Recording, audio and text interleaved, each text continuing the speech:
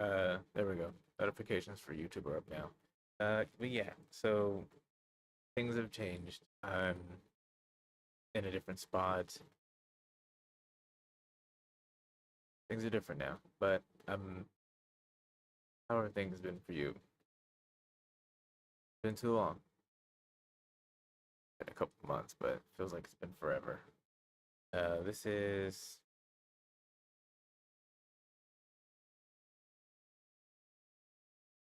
I don't know. I haven't named him yet, or I haven't named it yet. So we'll figure out a name together. But it was cold. I was taking out the trash and I found it on the concrete. It was cold and not moving. Give it some food and some water, and it's warm. And now it's all playing around. But yeah, this feels weird because it's been so long. Um, it took me a lot to come back. I wanted to come back. It took me a lot. Um, roll right into it though. Roll right into it. Um, I gotta do it.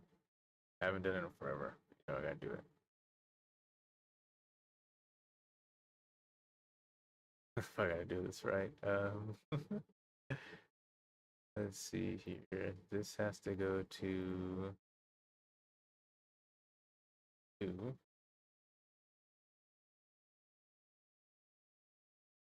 I still have no music for it. It's okay. Um, Wichita's weather. I told myself I wasn't gonna do it, but I'm back in it, baby. So get about it. It's been raining all day, and I love it. Here for it. It's my first day off, and I've been enjoying not doing shit. So, um, coming into the weekend here. What's today? Friday? Yeah, today's Friday. Normally I stream on Thursdays. Today's Friday. Yeah. Tomorrow's Saturday. High of 60, low of 42. Sunny. Sunday. High of 64, low of 41. So mornings and evenings, cold. Sunny. Monday, high of 69, low of 44. Sunny. Tuesday, high of 67, low of 47. Mostly sunny. Wednesday and Thursday is going to be 63, 64, mostly sunny. Back up on Friday, the 15th, going to be high of 68. Saturday, we're looking at a high of 70, low of 48.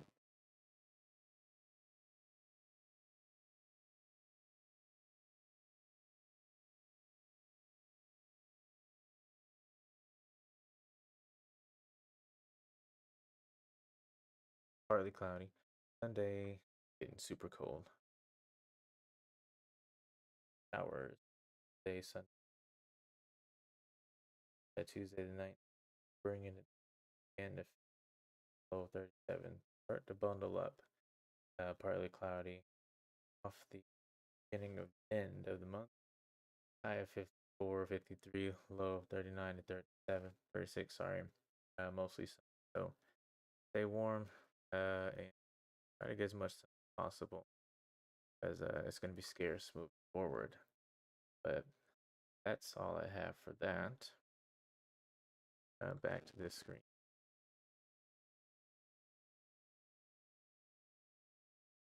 I did scroll past one thing that I wanted to share with you guys because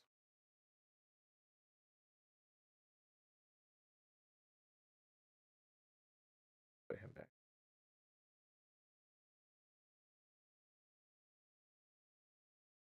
Where is it at?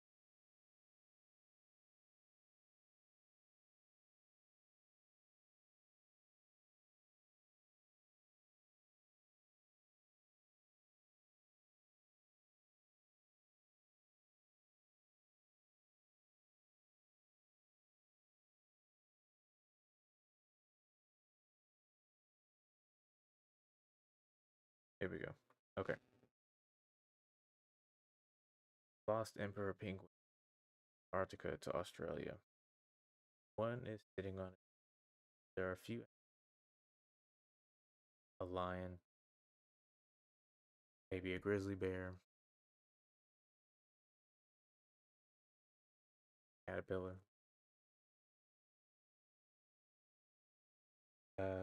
Somewhere on that list is emperor penguin.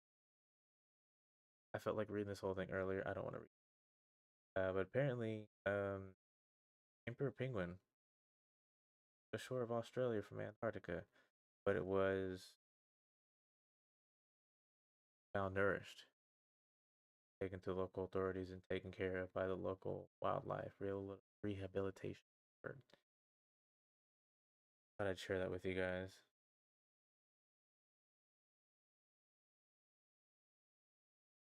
Imagine, like, finding a lost child on the beach. Where's your family, little guy? I have this app, Smart News. Where I get on my news app. Is it creditable? Don't know. Don't look for credibility. I just read it. Pretty active right now, so because back in his cup, all element to death. Um. So yeah. Time to explain my absence little deeper than what I was going to. So I know back then when I was keeping up with um, Sketch and Catch with Trey, I was trying to do my best with the editing, up with him, stayed in the loop, and just personal stuff going on. Um, I not only was just busy mentally, I was busy physically, but also just kind of torn. I just wasn't got it, still got it. I don't know. I can't really explain exactly what happened um, without getting too personal, but I should have been there for the channel. I should have been there for everyone. I should have allowed you all to be there for me because that's what this channel is all about. Be a friend, seek a friend. And I tend to do this thing where I shut away from the world. And I'm learning to be better about it. But there was some personal things going on. And I just felt like I wasn't getting what I was seeking. It wasn't the first time, and it was like a shock. It was just I think it was times of I just wasn't in the right headspace to keep up with everything, and it really sucked. It sucked and it hurt. It hurt because I put so much time and effort and investment in this brand channel, which social media pages, research for the topics, everything that I would do, even people that I've connected with, everything. I love, I love it. I loved it. And I just had so much going on. I'll just right there. I had a lot going on, and I just couldn't do it. So I needed a break. Needed more of a break. Break just kind of turned so much happening left and right. I just couldn't do it. But with the changes, punches, rolling with them, I have more time. Um, everything's kind of coming back to where I needed to be myself for BAFSAF, for Sketch and Catch, for the music, for my cam, everything that I want, everything that I was wanting. Most of it I'm getting with the changes, although they hurt. Um, I didn't want to make. I had to make them. So that's what we're kind of talking about today. I just wanted to kind of fill you guys in on where I was at, as much as I can, just kind of being respectful of the other party, you know. Um, it wasn't the greatest, but we're working through it. Working through it. You both have support system. Um, Still got the kids doing well. Kids are doing great. Great. Did Halloween. That was a good turnout. Things are all right. So they're not bad. It's just a change of pace. Takes some adjusting. Yeah, I just wanted to kind of fill you guys in on what's going on, where I've been, but back, back. Things are gonna be a little different for a little bit, but I'm back. So, kind of past all this motion. What are you talking about? Kind of sense. Your plans for FAFSAF, Sketch and Catch, music, gaming, all that. I will continue to stream, although the schedule is going to change. Everything's Not everything's going. There will be some changes, but I will forward. I just had to get in the feel of it. I just had to get in the feel of it again. But now that I don't have things holding me back, um, I would be my own downfall from here. I have the time, I have the freedom. So moving forward, if I don't find success a little bit that I wanted from this, I would be my own downfall at this point, for the most part. But we're gonna continue. And as far as the videos that were recorded from March, the last time I did FAFSAF was like May. From March to then, I'm gonna go through the videos, but I think I'm good with just scrapping FAFSAF from that point on. Like, I really wanted to get the Tommy and Luda video in because they were my features. Definitely couldn't leave them out. They were definitely a big one. As far as the other videos, I feel like they were just me kind of tirelessly rambling. I think I'm okay with just kind of scrapping them and starting on season 2 a bit late than I wanted to. I was actually planning on starting season 2 with the year 1 anniversary, but things happened. So, season 2 is starting with this episode, The Return. But yeah, we're gonna keep going. I'll keep putting out content as far as topics, just kind of being relative to um, the brand, full kind of what's going on in the world, but straying away from religion and politics because it's not that I just want to remain neutral. I am neutral, but I just want to keep it that way. Everyone has their own opinion, everyone has their own beliefs. That's fine, but I don't want anyone to feel like they can argue. Have your debates elsewhere. That's perfectly fine. But here, we're all cool. We're all family. And I know family gets in arguments and debates and everything, but people take it too far, and I don't like. Um, Music and DJing. That's gonna continue. I'm actually working on music now.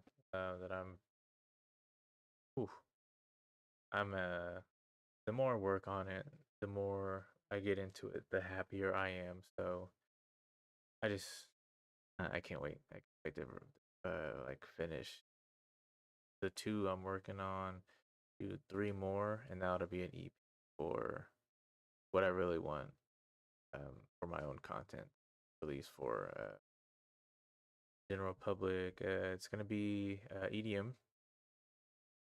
But yeah, mainly like dubstep, house kind of thing. But yeah, can't wait. I cannot wait. So been working on that. Of course, we're still going to do the of a third week this month. Do another song this month. We're still gonna do the extra Thursdays. With the schedule change that happened though, um, yeah, it's gonna be a little different because my days off are Friday and Saturday. So my Friday is Thursday and my Saturday is Friday, which means my Sundays are Saturdays. So um, kind of puts a, especially with my current living situation, I'm with family.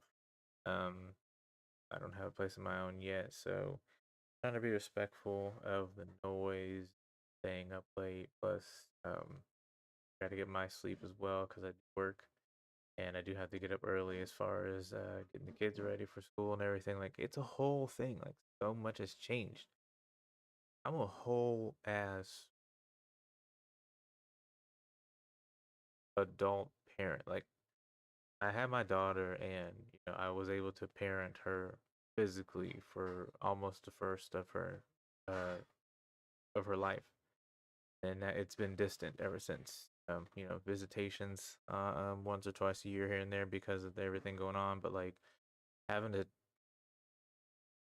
continually take care of three kids on a daily basis. Although now it's on a weekly, daily basis, but still, like before the changes, gosh, you don't ever really think about it until you're in it. Like people try to warn you about it when you're young or when you're trying to have kids. They try to tell you, and you're just like, "Oh, I can." No, you may think that you can handle it, or you're like, "That's the reason why I don't want kids." Gosh, it's so stressful, exhausting. It can be rewarding, but stressful and exhausting. By the time they go to bed between 8 and 9 o'clock, I have that all the way up till midnight to be able to do what I want to do. I'm tired. I am tired, but it's a good time frame for me because they go to bed early. I got that much time to do what I got to do. And every other week, I get more time. So it's a whole transition. I'm still getting used to, and man, oh man, uh, new takes a lot out of you. Three growing, crying ass little kids. Oh my gosh. Uh, Moving on. We will continue DJing and music. Like I just got to do it. I was talking about it before, but yeah, I just got to do it in a wedding. So we're definitely gonna keep doing that. Um, gaming, gaming is gonna be different. Um, I don't know. Like gaming was always for me. Like I wanted the viewership because I mean I just wanted to be able to like feel like streamers who had a lot of people watching. I wanted interaction. I wanted to be able to sit there and vibe and talk and have a good time because that was my time to chill, relax, and play games. Being a parent, being an adult, like I just wanted to be able to hang out. Give me a reason to stay home, save money. Um, I still want to do it, but it's gonna change because one, stay in my place. Two, time. Like I want stuff to do. I want stuff completed. Three, um I ain't got the money to be buying all these new ass games, and like I'm trying to save for stuff. Christmas is coming around. Like I'm still playing Tekken 8, Titanfall 2. I might check here and there. Division's got some new stuff out, but I'm still rotating the same games. Like trying to get a new game to play to keep up with the viewership. I'm kind of uncomfortable with because one, it's a which we're going to talk about today, but I get having to keep up with having to follow the following, but I'm just like, I just want to do what I want to do so as to stay away from the stress of it. I just want to play what I love, play what I want to play, and Even starting back up Sekiro Shadows Die Twice. I'll play that too, but as far as the gaming goes, I might have to cut back on that just a little bit.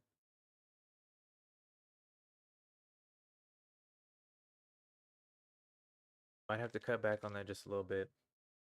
Just kind of see where I can fit it in. Because with a full schedule with work, kids, and all that, I think I might have the game every other week. For now, I don't know, just get a feel of it. But yeah, sometimes I sit here and if I get to sitting for a while, I stare at the screen. Y'all seen me do it before. I'm just it's worse now. It's worse. It's so fast. I I feel like I have narcolepsy because like it's so fast. Oh my gosh, I'm like beat up from life because I'll just sit here for a little bit. I'm just like, oh, I need to be doing something. I don't. So uh, uh, uh, I do this dumb thing where I go lay down. Like, okay, 20 minutes. You know that feeling or that thing that you would do when you would come home from school and take a nap and wake up and the whole night's gone. That would be me. Get to bed. All right, got 4 hours. Let's go. I just go lay down, rest my body for 20 minutes. I'm waking up. I go to lay down at like 9:30, probably 10 o'clock, right?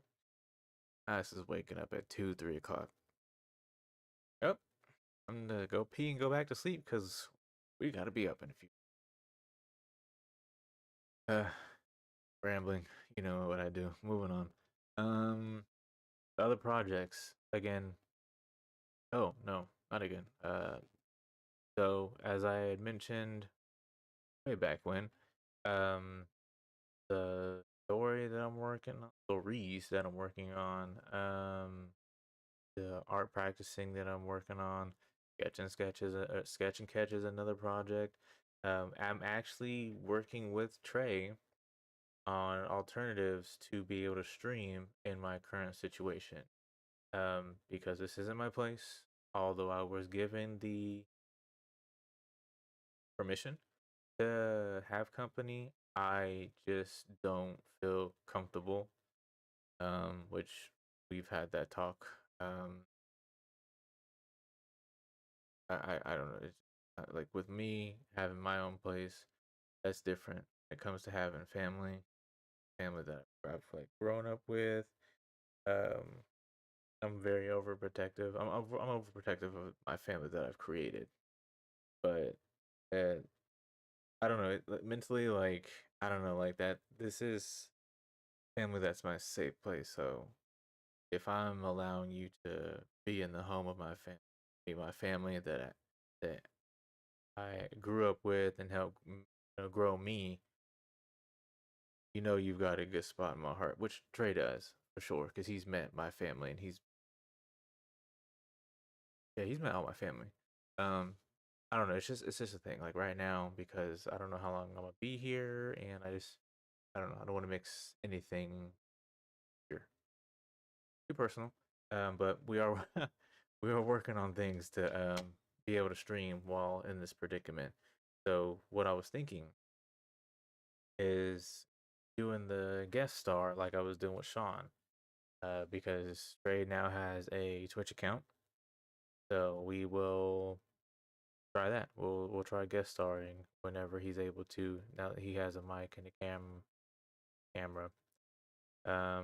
Yeah, I can't wait to do that. That'll be fun. I told him like we need to get back in it. I miss it. So hopefully, actually I gotta figure his schedule out too. We'll talk, but yeah, we'll get there. Um,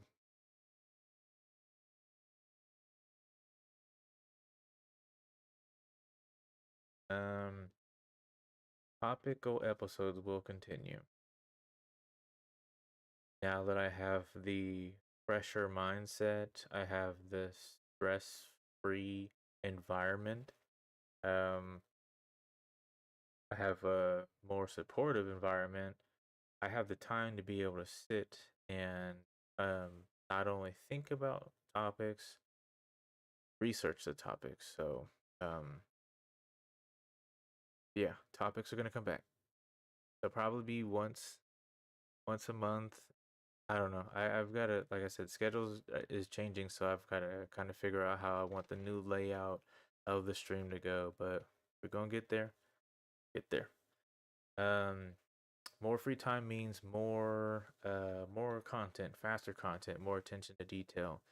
So again, starting with season 2 today, I should be able to push this episode um within the week, as I've always wanted to. But instead of it taking months to come out, I want it to be out within a week because it only makes sense to do the weather if I can have it out so you guys can see the weather. Um, instead of it like, oh hey, I did the weather. Now I have to, you know what? I'm probably still gonna do it anyway because what I'm actually trying to do, um, is cut the videos down even more. I think I want to have a runtime of maybe 45 minutes, 45 minutes to an hour. None of this hour and a half stuff anymore. Like I'm really gonna chop it down, really chop it down. So, gonna cut a lot out for because I ramble, and I think I just really keep the important stuff in all the videos. Keep it short because we'll watch more if they are shorter. I'm not an actual official. I run a podcast, but I need people to actually want to watch instead of yawning and falling asleep because of my monotone voice. Um, and lastly, as far as future plans, I'm just going to continue to work on building myself back up to full capacity. I'm not there yet. Um, like I literally had to sit and breathe with starting today's episode. Like I had to like process starting today. Although I was ready, I posted it on social media. Like I was just, I got to get back into it. Even typing everything up so I could talk about today. Um, it was a whole mental process. Like I'm just mentally and emotionally going through a lot, and yeah,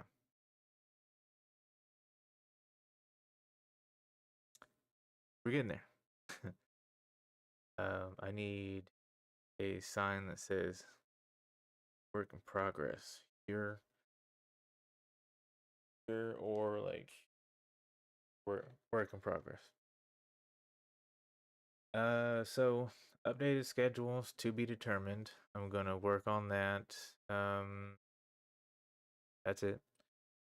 Uh, yeah. Again, Thursdays and Fridays are my open. Like I can push those days till 2 a.m. for I don't know. I'm not even gonna put that out there. We'll see. Definitely see what we can do. Um, already said all this information. Okay, so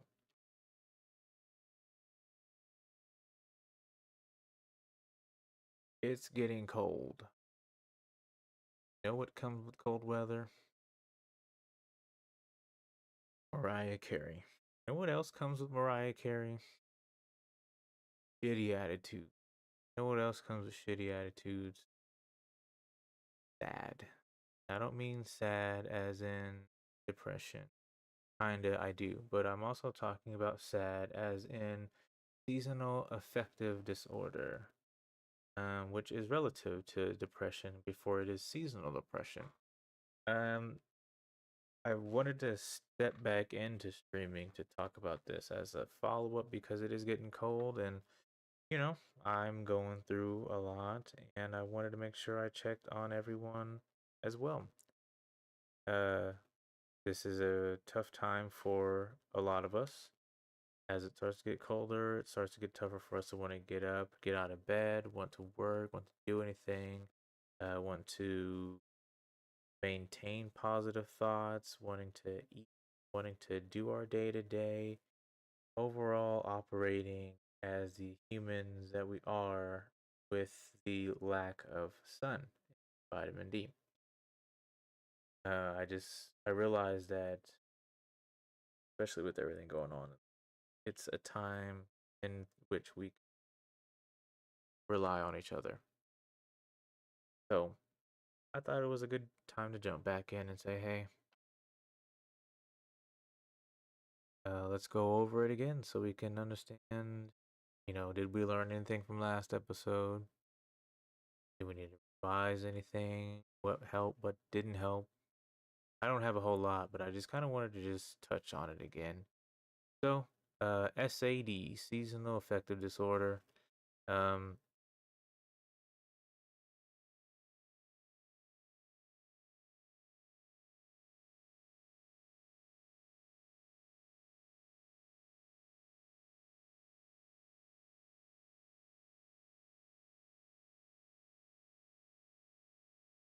Tell me if he crawls up. Um, okay, focus.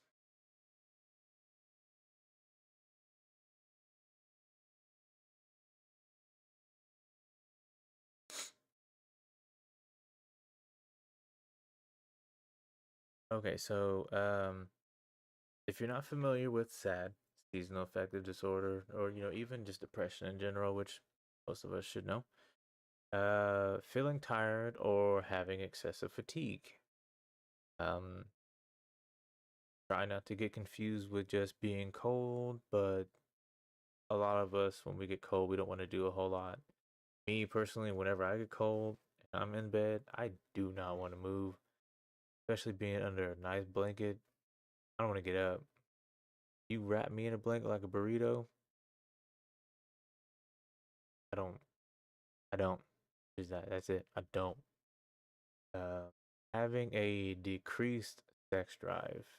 This happens to people, not me.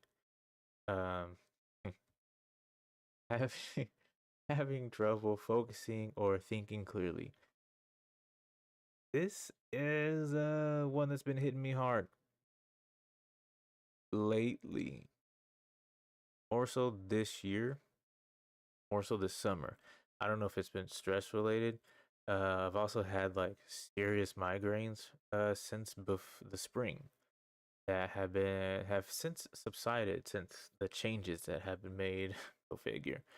But my focus, especially when I take the medication that I have to take for my migraines, oh my gosh, my focus is so. I hate taking the medication because I can't think straight at all. Like I feel so stupid. But no, focus. I feel like I have like full blown ADHD sometimes. Um, yeah.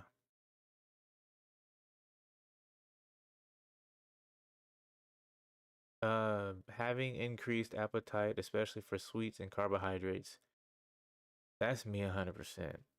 And I've heard different things when it comes to SAD. One, or just like cold weather in general. I heard that when like iron related or like your actual like libido is low, like when you're actually full blown sad, depressed, you have a hankering for chocolate and bread.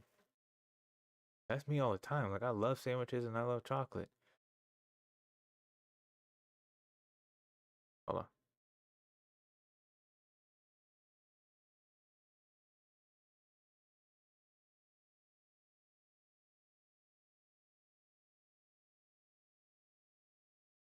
Okay. Yeah. Like chips, chocolate, sandwiches. Oh my gosh, I'll be fat as hell if I caved to the cravings. Can't do it. I was once fat. I was fat. I remember seeing myself go from 186 to 240, and I didn't even realize it. I guess I can't say I saw it, but I was like, I stopped being able to see my stomach in the mirror, I guess. I don't know. I just remember one day I was like, why is my shirt getting tight?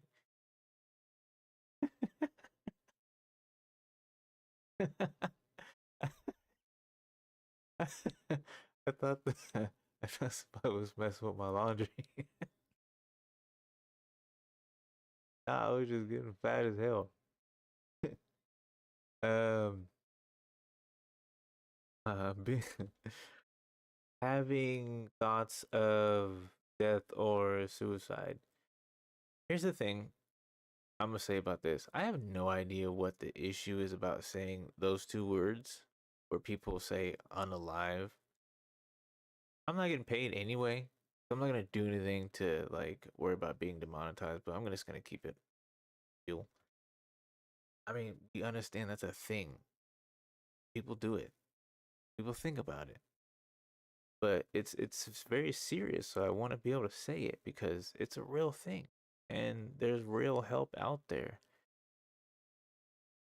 I as I've spoke about before, I have had thoughts.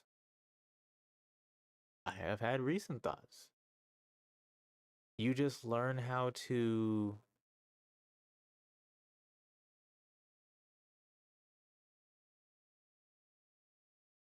oh man, I just realized that I don't have this like thumbtack that I lost. Oh man.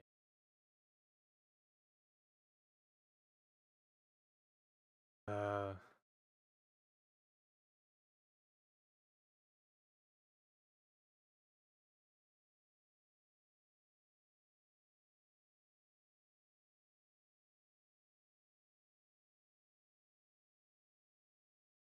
I I always I'm only distracted by it because there's kids.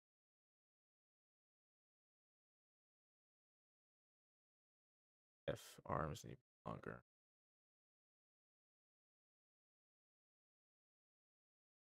I almost thought I had to work tomorrow.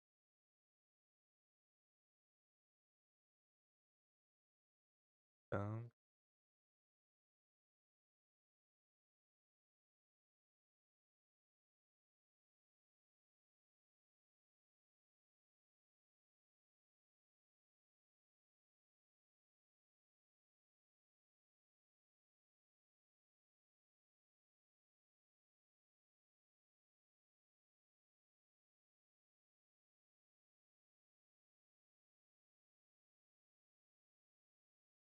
Put put them back.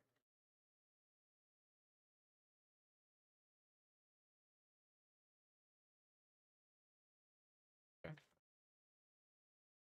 The ice. Anyway,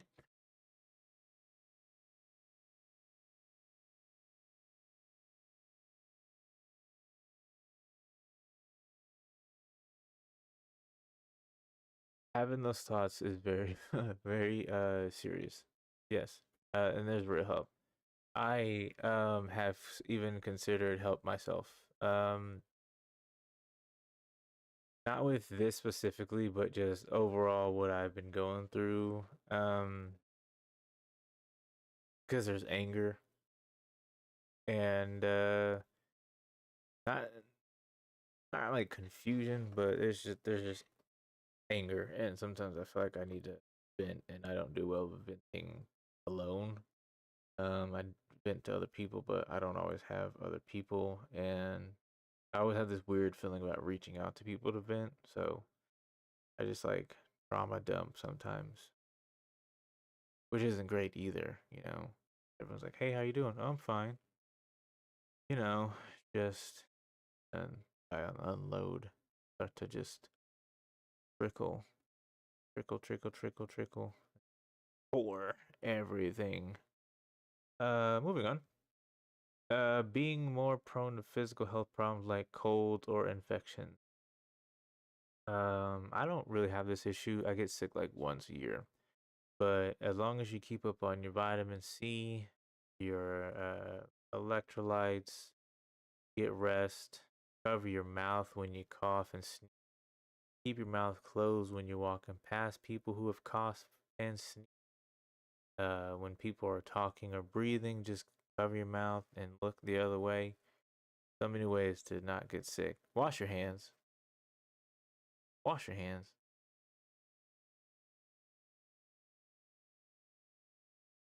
wash your hands. Um, Sleeping too much or having difficulty waking up, like I said, in the bed when it's cold and that blanket is wrapped around me, it just feels like I don't know how to explain it, but I'm gonna try. Um, Whenever you're laying there and you have the blanket wrapped around you, you just feel like that's your only sense of like love and security in a room full of chaos. And I'm probably describing what people are considering depression, but like when you're able to just kind of lay there and know the world around you is gone hell, but that blanket is just doing something, holding you down and just telling you everything's okay, knowing you got to get up and it's no, no, lay there. Makes you feel good. I don't know. I just don't want to get up. Sleeping too little or waking up a lot. So too much sleep, lack of sleep. Um, yeah, those are some symptoms. Comes the SAD. Um, we're in the time of we're in the season, I should say. Check on your people. Allow people to check up on you. And don't be the type of person, I've said this before and I'll say it again. Don't be the type of person to be like, oh, well, no one checks on me. Roll the hell up and check on people. Hey, thought about you today. Want to make sure you're good.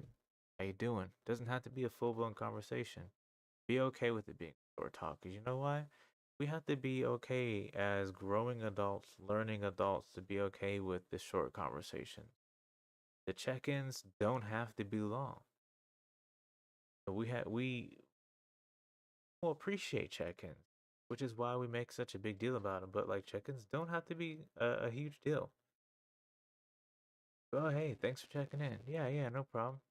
See you around. 5 minutes. Um, Make sure to also provide self-care for yourself. Realize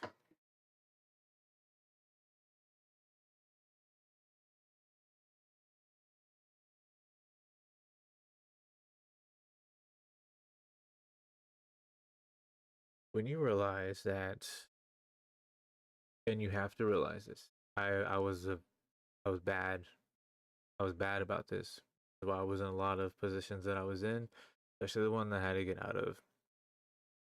When you get to the point where you allow yourself to realize that you have pushed yourself to a limit of giving yourself to people or giving yourself to things like a job or a certain situation, when you get yourself to the point where you realize you've given yourself all that you can give and you just gotta stop and say, hey, this is all I've got left. Allow those people or things to be like, I need a break. Whether it be work, hey, take that break. Use that PTO. Take that time off. I was totally against it unless you needed it as an emergency, which, it's a really good practice, but sometimes you got to take those days to just refresh. When people would tell me that, I'm like, nah, I'm good, I'm good. They work so well. So well. Like, if you have 2 days in a row off, request PTO day, take one extra day. Knock out what you need to knock out, or just literally rest. Go watch a movie, go eat something that you've been wanting to eat. Like, have a treat yourself day. And just do that. Like, take one more day off because here's the thing. I had to learn this too when it comes to work. Your job is going to operate with or without you. It was doing fine before you got there. It will do fine when you leave. Maybe the type of person who has an uprising that moves people to leave that job, but they'll recover. And if not, if you were the reason that a job crumbled because of employees, then you should have been the one that was leadership, not the actual leadership, and that's okay. But leadership should have been better, so that's not your job. But as far as self care goes, with work, find that time to like live your life. We wrap our minds around having to work so we can have everything that we want and desire, and of course everything that we need, but we can't allow work to break us just to get that. I've had to rewire my mindset on that, and I don't I don't let my job do that. 'Cause I've let work do that to me too many times. I used to slave myself over work for the pay. Oh gosh. Now, not anymore. I'm okay with it. I make enough to do what I do and enjoy myself, and you know, it's time for me to take that day or bail out early. I'm gonna do it because the job will still be there. I don't abuse it. I don't sit there and have like a word uh not pretentious about it, like, oh, this job needs me. It doesn't. It does well with me there, but it doesn't need me. And I do well with having the job. I do need it, but there are others. I won't abuse it though. Um, Self care outside of work, though, when you're dealing with people, peers, family, coworkers, you gotta be able to create a boundary, a barrier, and hold firm to it. Again, as I've stated before, I will state it as long as I was bad with this. Um, I would do too much, and I allowed people in, and I allowed people to give too little. I don't expect anyone to return favors, but when I'm continuing to give my all, and you're expecting to give my all, and it's clear that you are only wanting to give a little, it becomes a problem because now I'm bending over backwards for you, and you're complaining at all. But it's just kind of like that. Like you just have to be able to set a boundary with people and be firm about it. You don't have to be mean. Firm doesn't have to be mean, but it is just standing on that line of respect. It takes practice. It does take practice. It takes understanding what works for you, on how to process that consciously, and then how to verbally request that, how to verbally command it.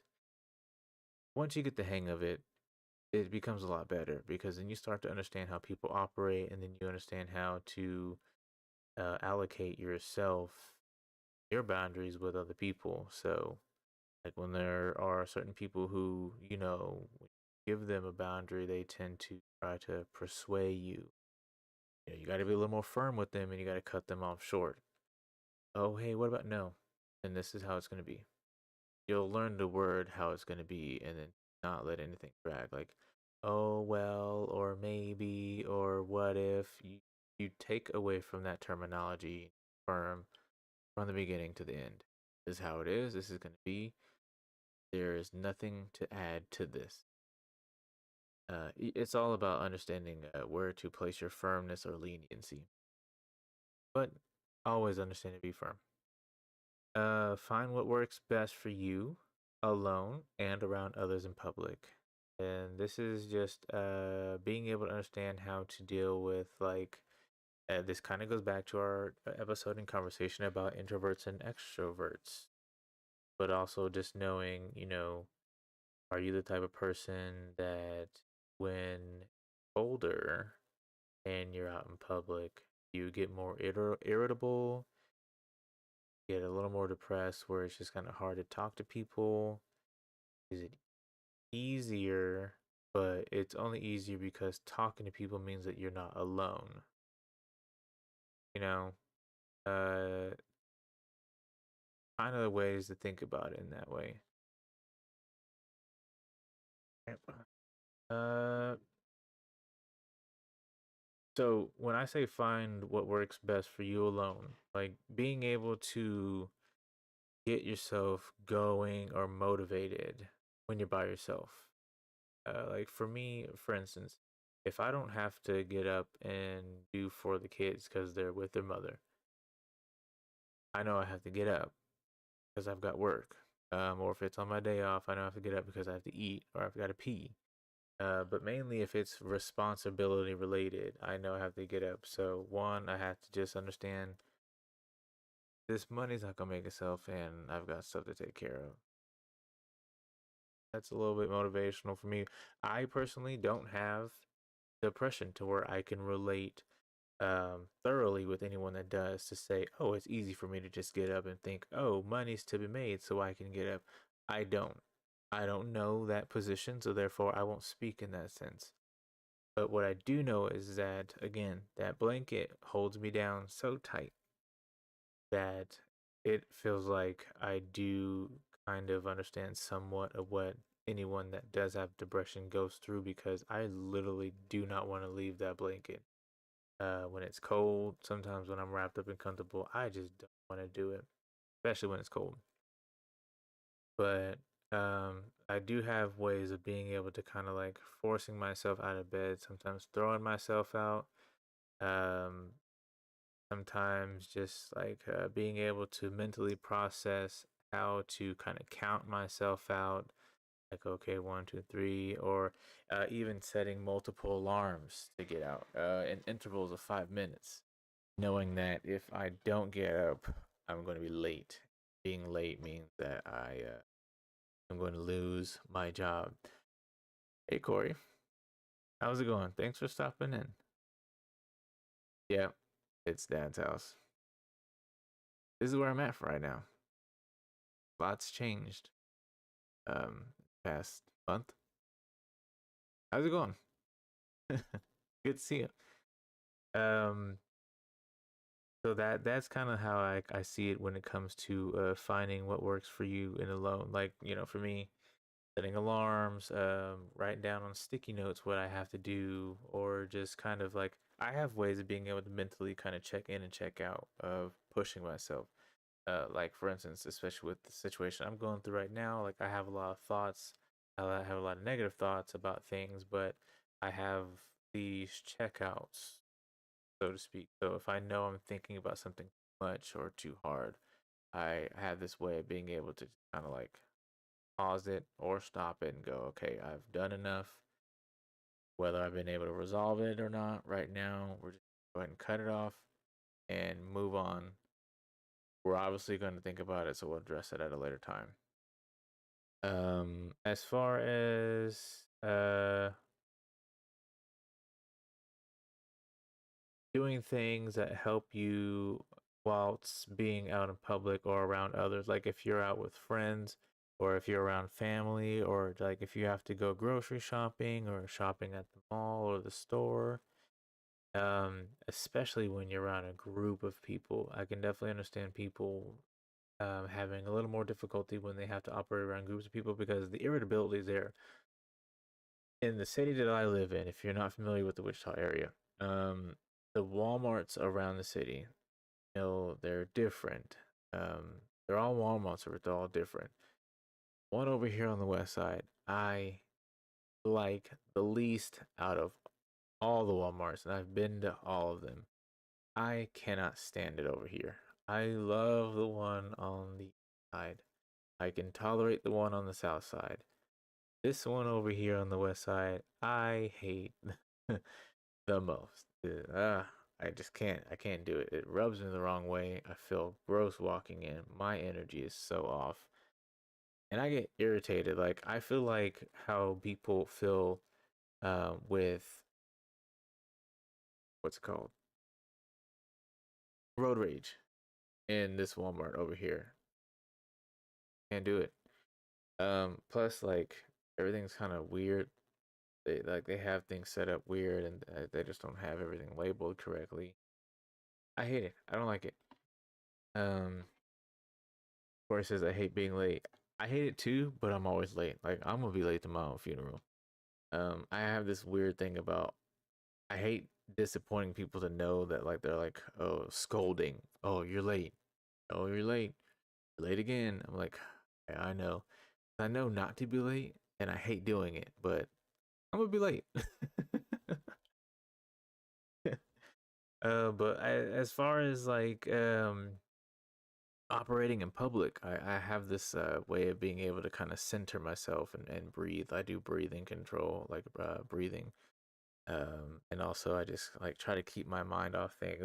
I try to stay focused on the task at hand. Like when I go shopping, I like to make sure I focus on what I'm there for. Sometimes I go shopping with people and they're like okay with just strolling around and looking at everything. Like, no, we're here to get in and get out. Like I'm here to successfully end my task. I'm there to just get in and go home. Um, my ex loved to just kind of saunter around like a kid in a store. And I'm just like, no, I want out. But yeah, no, like I've had to sit with myself and understand how to, because Walmart, gosh, Walmart, people don't play. I'm one of them. I don't. I'll be patient, but like people just don't know. And Costco's bad too. People don't know how to move. They don't know how to look. They don't know how to say excuse me. And like when their aisles are narrow and these carts clearly can only hold one direction, people are trying to make it two, or they're trying to go the opposite direction. It's like, do you not see the flow of traffic here and you're ruining it because you decided that you wanted to turn around and go the opposite direction? I'm not moving my cart, and go ahead and check your eyes because they better go the opposite direction. Because if you think you're gonna look at me funny and grunt under your breath, and you're just gonna walk past me and think I'm not gonna try to trip you, you got another thing coming here, Sandra. Because no, it's not gonna happen. So I couldn't feel that way anymore because I felt tension in my shoulders and the stress go up my spine, and I just couldn't stand feeling that way in a Walmart of all places. So, breathing technique to relax your body, release the tension, rolling the shoulders, move your back so you can try to release the tension in your spine. Just try to stay focused on why you're there and use kindness, be polite. People are also in the same mindset. They don't want to be there. They're trying to get in and out. Shopping sucks. Shopping can be fun, but shopping sucks, especially when you've got little kids who want to touch everything, who want to talk to everyone, who literally everyone we walk by. Hi, hi, hi. Stop talking to people. Stop touching stuff. Oh man, can't wait till they're older. um, yeah.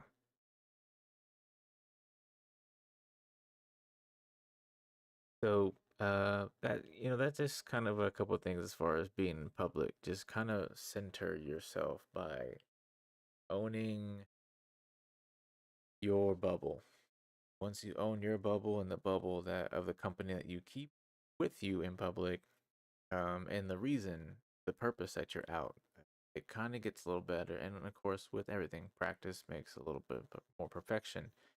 So, uh, and then when I say practice, you just have to kind of understand, walking by people, walking behind people, having people brush past you, just kind of like breathe in, breathe out.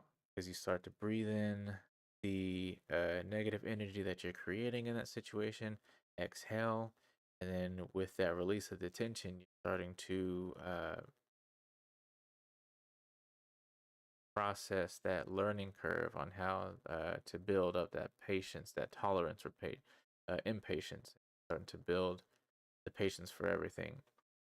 Um, it it takes a lot. It definitely takes a lot. I used to, me being me when I was younger, I wanted to, fight everyone for no reason. So now I don't look for the confrontation. I wish that there wouldn't be confrontation, but just know, although I'm not wishing for any, they come prepared. Let's see. Just know it's gonna be okay. You're to take it one day at a time.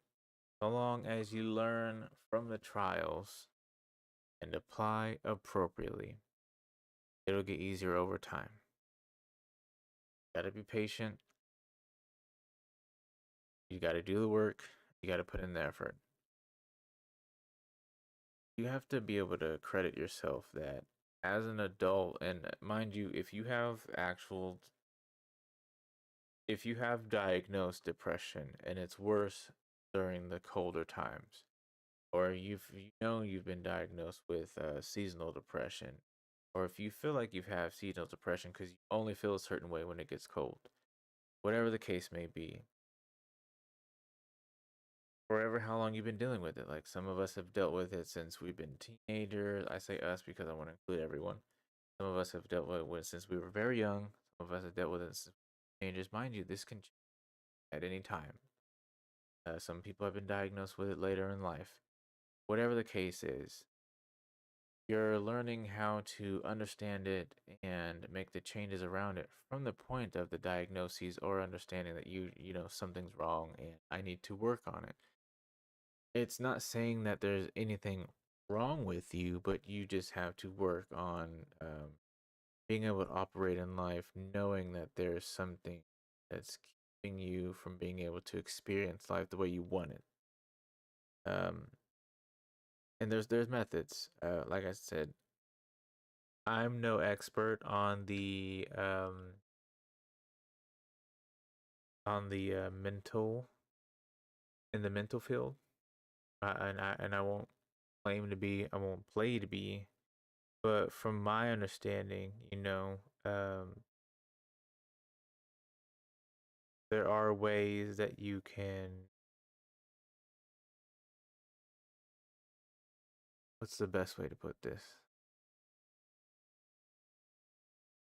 Reduce, I think, is what I'm looking for. There are ways to kind of reduce the intensity of which that you're experiencing what it is you may have or may be diagnosed with. But because yeah, there are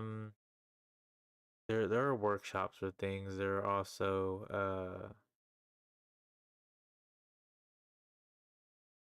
the word. But there are things that people do that are diagnosed with such mental discrepancy, such as this like anxiety and depression. Like there are workshops that are provided by healthcare professionals that will help with day to day routine. Moving forward here, as it gets colder, getting vitamin D can be a little tougher because the days are shorter. You're probably leaving at work or school early in the morning where there's little to no sunlight. Around 7:30, 8 o'clock is when sunlight starts to really show, and when you get the exposure of it. And then it's all gone by 5:30, 6 o'clock, depending on where you're at in the world. But alternatives. I didn't actually think to do this with the first episode, but it came to mind today. Vitamin D alternatives. Milk. Soy milk, to be more specific. Eggs. Egg yolks, to be more specific. Mushrooms. Calcium. Fatty or oily fish. Tuna. Orange juice. D3 supplement. And cottage cheese, apparently. Didn't know that. But if you're unable to get out into the sun and get any source of vitamin D during the colder seasons, this list that I just provided you, use this as your daily intake, and it could be a little better for you. I plan on actually doing this. I used to be heavy on the orange juice.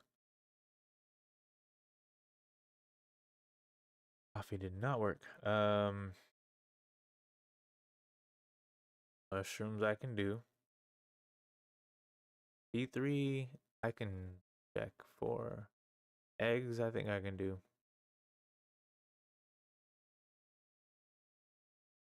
But yeah. Um, and then as far as it goes, it's not always sadness. It can be lack of empathy, irritability, and brain fog. So try to acknowledge the signs early so you may act accordingly. Again, not to sound like a broken record, but if you are able to kind of understand that you're doing things that you don't like, or you feel like it's not normal to your behavior, you may be able to consider researching what we've been talking about here, or if you're aware of it and you're finally able to catch it, at least you can start preparing if the preparation isn't met.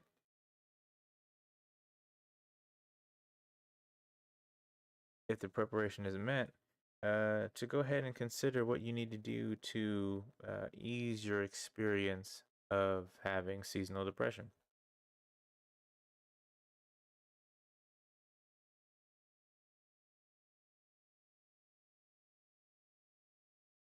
So, a good segue from sad to what I was referring to recently earlier on in the episode is that whenever I feel these motions of not wanting to do anything, it can cause me to not want to be responsible. And part of that lack of responsibility is breaking routine. Me personally, I like organization. I like being organized. I like routine. Routine is what gets me through the day because I know everything is supposed to happen the way it's supposed to happen. Embracing change and breaking routine can be difficult. Can be difficult. It's been difficult for me.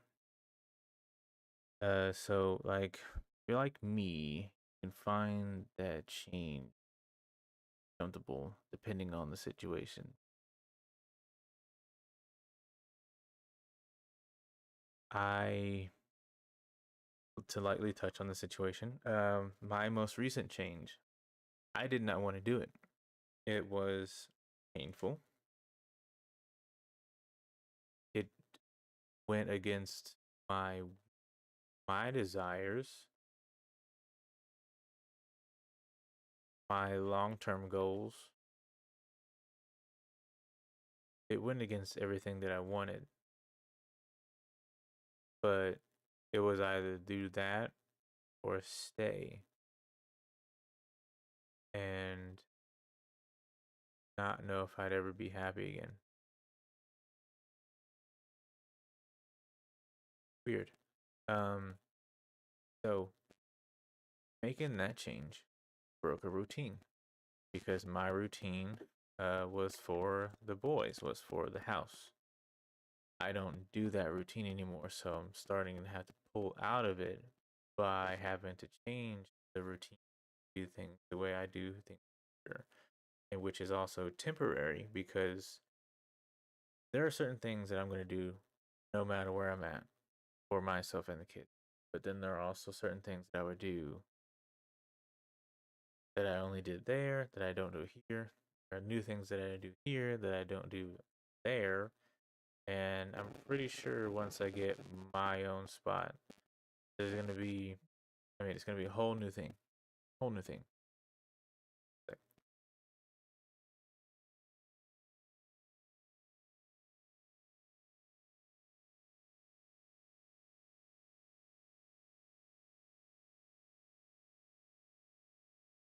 Um,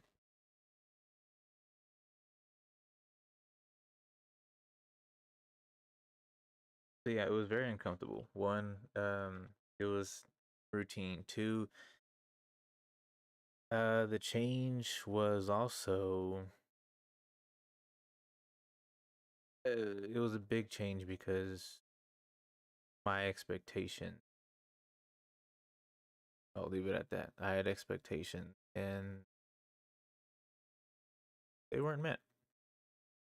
They were not met at all. Um, yeah. Um, and these are all impacts of changes in breaking routine.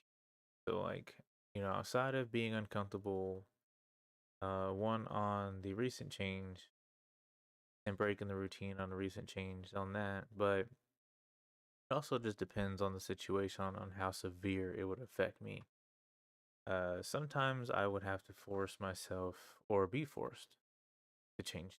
Like, I forced myself out of home. I've had to force myself to do other things in life in order to keep things around, keep things going, keep people around, keep people um, happy. And, some people that's as a man, as a father, as a partner, as an older brother, there's this thing called sacrifice. I'm not saying it's only men who have responsibility, but when you think of sacrifice, you may think of a man. Like a man may come to mind. And I only say that because, yes, women sacrifice. Can't take that away from women. Can't take that away from anyone. Men do a lot of sacrificing. And yeah, that's what happened. Uh, Again, with organization, I tend to get comfortable, get very comfortable when it comes to organization because I know what to expect. My expectations are this will happen, this will happen, this will happen. This will be a fluid day so long as we remain organized. So when something goes against the grain of organization, I can understand it. Again, depending on the situation. I have my moments of being like, OCD and upset. I can't handle it. And then there's those other moments where I'm just like, eh, you know, eh. Um, I'm one of those people, once I've established myself into something, I like to keep it where it's at. I don't like for me, a big thing for me, a big pet peeve is if I have something sitting somewhere, don't touch it.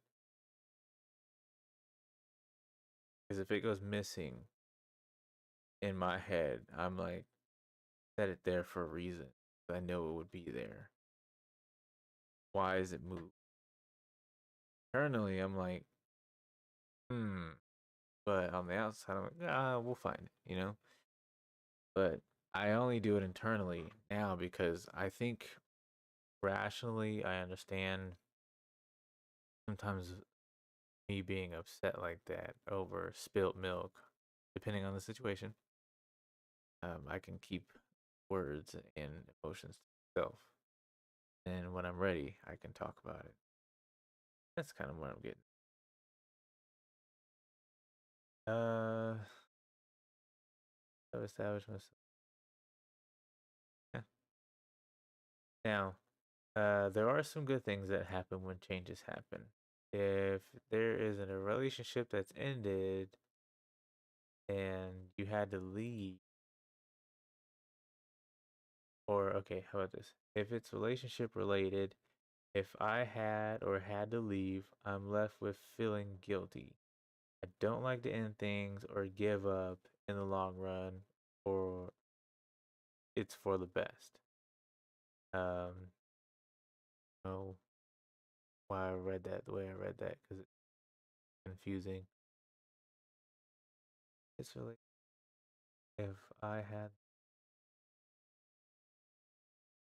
left with guilty, don't like up on, give up in the long run.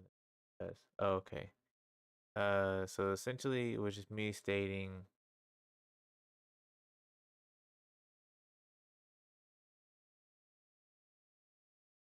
okay, it's not even good or bad. It's just what happens. Um.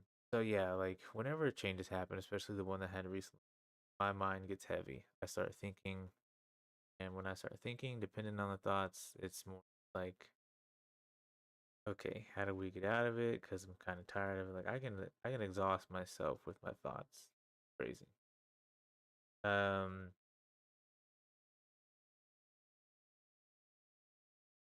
okay, yeah, this is all about leaving in a relationship or feeling guilty. But I mean, I was not always the person to break up or leave. I've been broken up with, and I can definitely get it. Being on the other end, fusion. Cause you have questions like, what, what could I did better? What can I done different? And all this, and that. Sometimes there is nothing different. Sometimes there's nothing better, and you have to. That is where you're kind of forced to break routine and make changes to your life because it's like, what do I do now? And ask that question all you want to, or you can make initiative to, apply the lessons learned, take that growth, take the opportunity to grow. Say, instead of saying, what do I do now? And where do I go from here? You just ask yourself, or you tell yourself, I got this. Um, time to figure it out. Time for a new adventure. Gotta change the wiring of your mind, your perception. Yeah, gotta change your perception.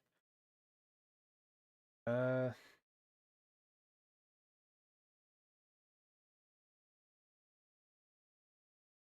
so I didn't always leave. I've been broken up with. Same result. I ended up feeling guilty about what I've done, what I could have done better or done different, and the dark thoughts set in. Keep your head up. I appreciate that, brother. Love you, man. Um, if you're sticking around, I appreciate it. But I just wanted to take a minute, say hi to the family for me while you have a chance. I know it's late. Uh, but I take the time, the loneliness. I play out the scenarios that come to mind, and I learn from everything. It's a process, a long, painful process if you're doing the work.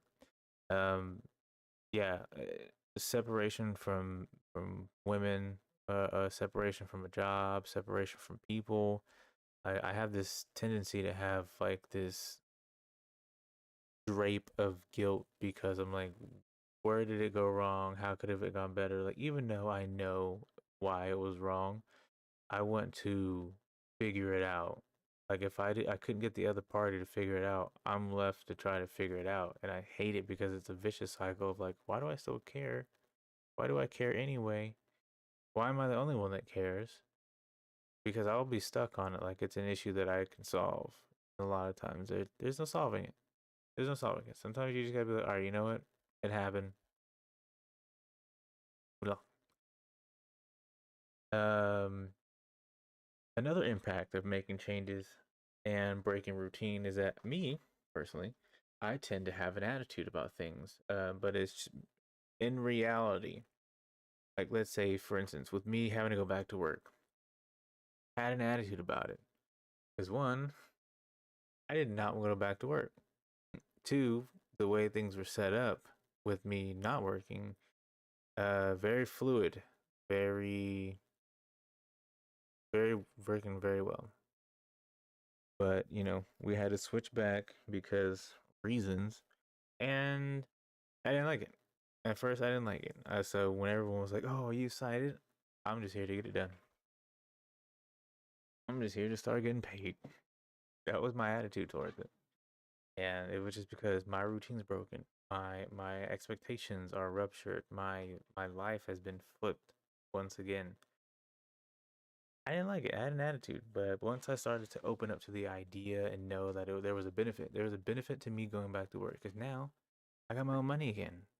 Now I am the provider again. Now I have a break from home. Instead of sitting there getting cabin fever and denying it, I leave the house, get to move around, I get to meet people, and that's it. Cause I hate work. All that other stuff until it actually comes to the part of work, I hate it. Driving, hate it. I mean, I'll drive, but I hate it. Um, my attitude for changes, like going to work, is just me being reserved. I don't know what to expect. That, and I'm also having a bit of a tantrum because it's not what I wanted to do. but a lot of it stems from the fact that I don't know what to expect. Like with work, I just didn't know what to think or what to do. So my mind that night, I remember because I was like, oh, I'm gonna go to bed early. I'm gonna wake up late. And for some reason, I remember that night, my mind could not shut off. And I was tired. I was tired. And then the first day, didn't realize how cold it would be. It was super cold. Moving on, because I feel like my mind is slipping and I catch up with myself. Um, I am firm on routine and organization, so having to change things is a major setback for me mentally. Readjusting takes time, and reassessing a new routine or schedule. I already kind of went over that one. My biggest changes were schedule changes, going from late night shifts to early morning shifts, evening shifts back to morning shifts again. So yeah, I've switched my schedule around plenty of times, and um, this is the kind of change that I wanted to feel most comfortable with talking about. So one one thing that really upset me about breaking routine was that so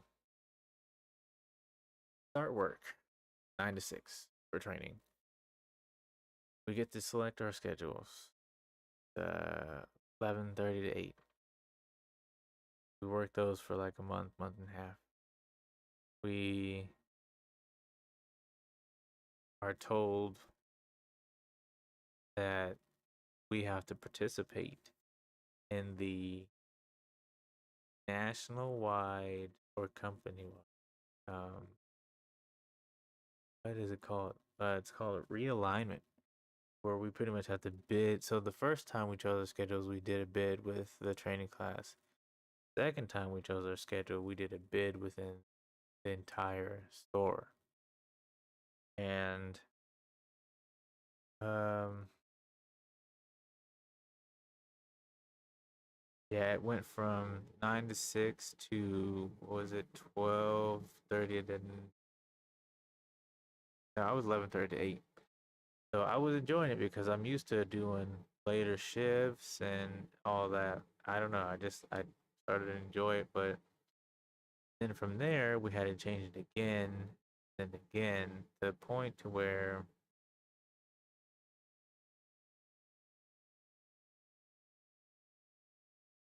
I don't even know. Uh, yeah, hold on. Doing that thing that I used to do where my brain is starting to shut down. I'm falling asleep. Coffee did not work. I'm gonna check on my caterpillar. Feel good.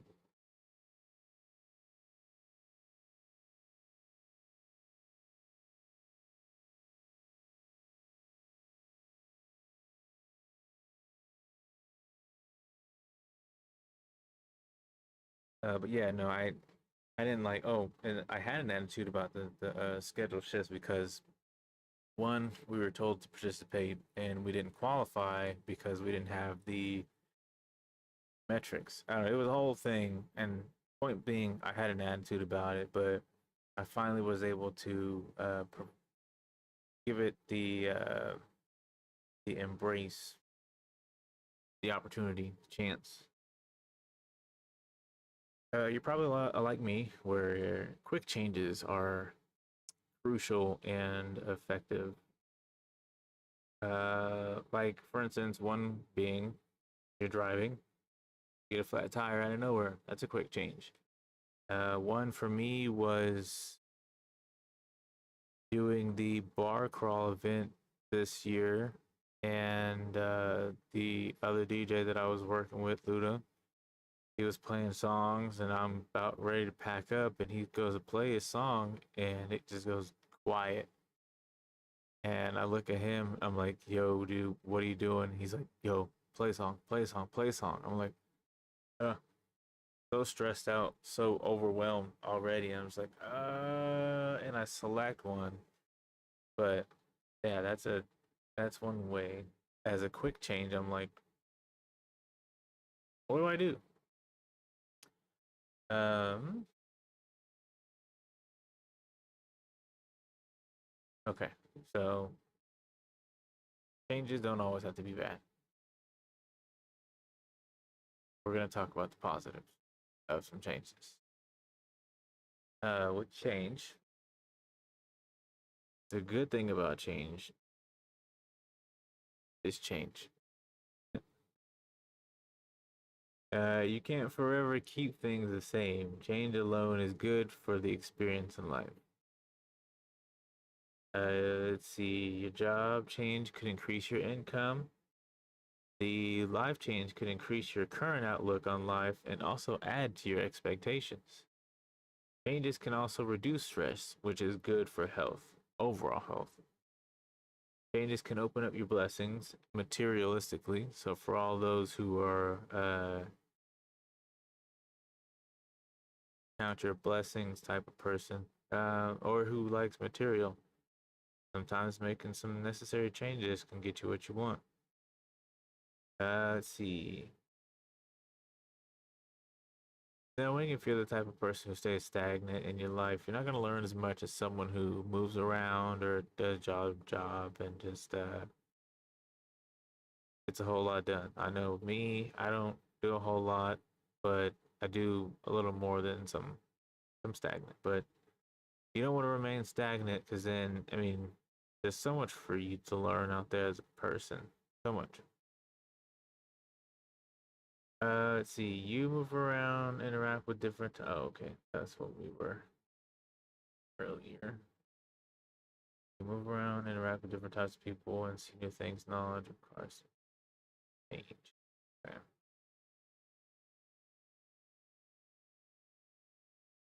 What helped me, Thumbtack? Let's see. So, am I on time? Oh, I'm actually doing good on time, I think. Yep, got 30 more minutes. So, there is a. I wanted to talk about neutral methods. There is a little bit of Oh, hey, Caden, what's going on, man? Long time no see. There's a little bit of a middle ground when it comes to neutral methods. Sorry, I was rushing this last part, so I'm just gonna try to wing it here. Uh, what did I say? There's a bit of a middle ground. So not all change is positive, not all change is negative. Sometimes when it comes to change, change just happens. Change is necessary. Change and routine can happen, will happen, and sometimes it's just like, okay, now we're doing this. I had to allow myself to be in the neutral state of change and breaking routine because if I were to be positive, I'm creating expectations that may or may not continue moving forward. Um, Aiden, I'm doing well. How are you doing? It's been long. I'm actually planning on gaming tonight. And after this episode is over, I hope to see you later on as well. If not, let me know. But yeah, I'll be gaming later. Um, what was I saying? Oh, neutral standpoint when it comes to expectations. So when you're thinking positive about change and breaking routine, you're setting expectations. When you're thinking negatively, you're upset about the expectations that weren't met.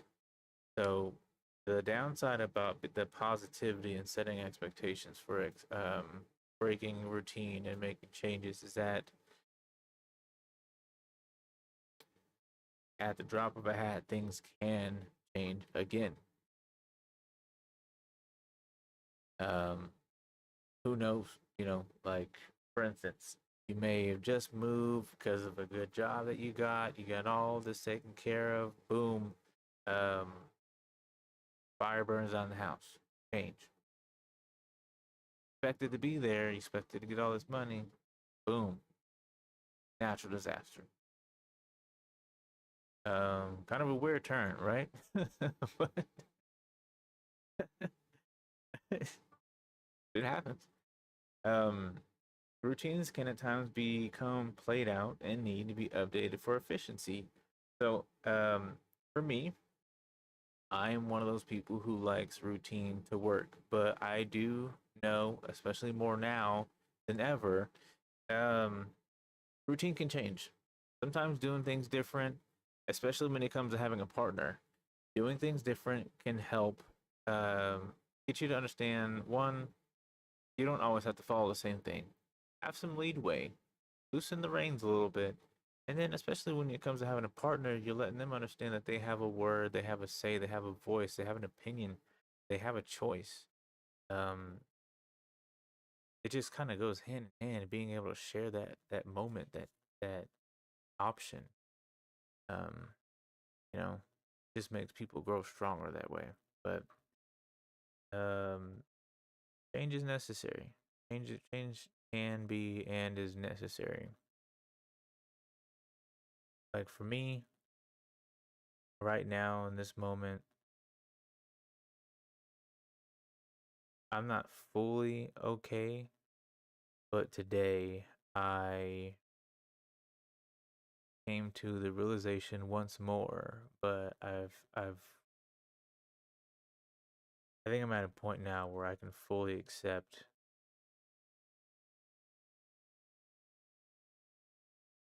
that this is okay. I think I'm at a point now where I'm actually able to thank the changes. Like I'm able like to appreciate it because I was asking before the change. I was asking for more time. I was asking for more patience. I was asking for more support. I was asking for so much that I wasn't getting. I was behind on things. I was so tired. I was just like, you know, I got what I wanted. And you know how they say careful what you wish for? When you So the thing about that is that when we reserve expectations for what we want, it's because our desire uh exceeds us to the point to where we're so selfish in our requests that we're just like, oh, I want this, I want that, I want this, I want that. We want everything to be how we want it, when we want it, and we don't consider the consequence. I know what I was asking for. I know what I wanted, but I also forgot. I had forgot that I had asked for that a number of times. I had to remind myself today, like, I was asking and wanting this change for so long, but I would forget about it because would temporarily repair. I would forgive and forget, but that was wrong of me because it was just repetitive patterns. It was repeat offenses, and I'm no saint. I was I'm no saint, but what I was asking for, I received, and so I had to remember that. So now I'm able to appreciate my change. I'm able to appreciate the break in routine because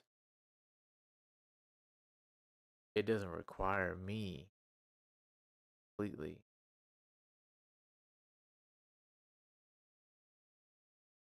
Like I'm not the only one that needs to do it anymore.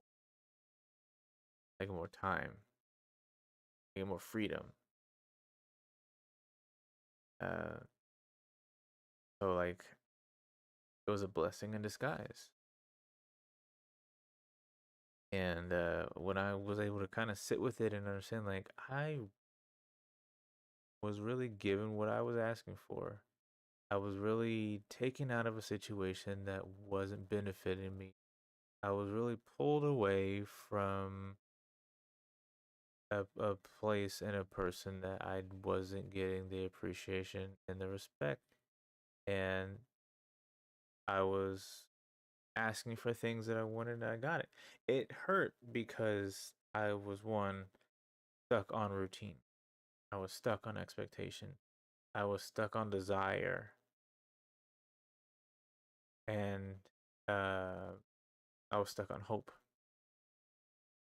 But my neutrality in this change was one, I had asked for this. So, well, I guess no, that's a positive. My neutrality was is that um, change needed to happen. It wasn't. Things weren't working out, so things needed to change for the both of us to be able to learn and grow from the experience. Change needed to happen. Um, I needed I needed my own time and space, as did she. But the also neutral is that we can work together for the kids. Um, Positive is clearly what I've already listed, and negative is that it just it sucked. Um, it sucked. I'll be completely honest. It still sucks. But when I think about it, when I think about everything from the beginning, it was a long time coming, and I'm at a point of peace now, and I can the only thing I can say is thank you. One, thank you for everyone that's been so supportive to always be there to view, to listen, to just say hi, to just give me the number. Um, I want to say thank you to the situation because it tore me down to bring me back up again. I also want to thank the situation for giving me what I have been asking for years, and I want to thank myself because I finally took the plunge, finally had the courage to force the change.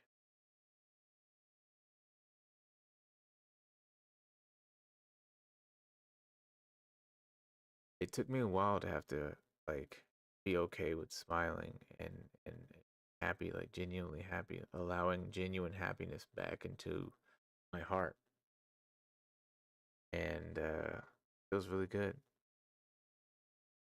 I hope I say all this. I felt like I was rambling, but I'm back.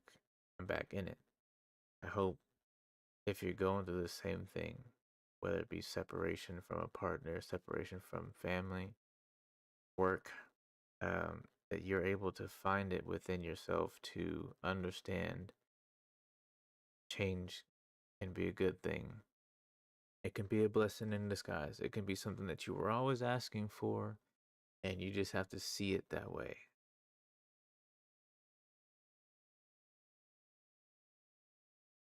I was giving my life to the life that I created. I was taking care of the people that I wanted to take care of, and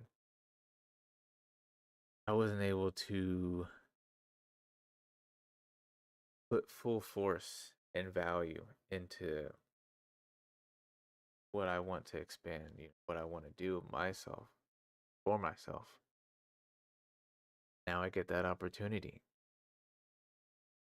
So it was painful to think about. It was painful to initiate. It was painful to go through. Still going through it. Still fresh. But the positive is that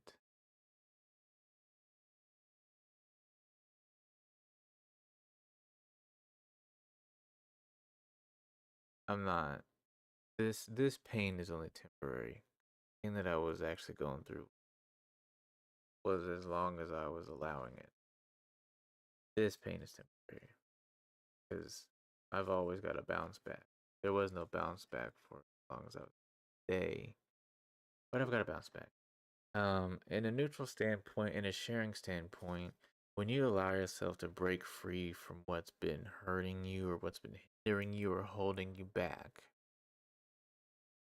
there are some trials, there are some struggles. It's gonna be tough, not easy, it's gonna hurt. It's gonna be worth it. You're gonna wanna turn things around, you're gonna wanna regret it, you're gonna have guilt. You're gonna want to go back. You're gonna want to plead. You're gonna want to apologize. Hold, hold firm. Stay focused. For the longest, I had sign after sign after sign after sign telling me to leave, and I ignored. And then I finally started to do it, and then I had just had this gut feeling to say, just do it. And of course, my brain just filled with these thoughts of, oh, no, no, no, no. But my body just said, yes, do it. And of course, my natural sense to give, understand, and be there and plea, I almost caved and just didn't do it. I almost caved and tried to crawl back, and I even had hopes. I had this idea that there would be a lesson learned, and I would get what I wanted. I don't know.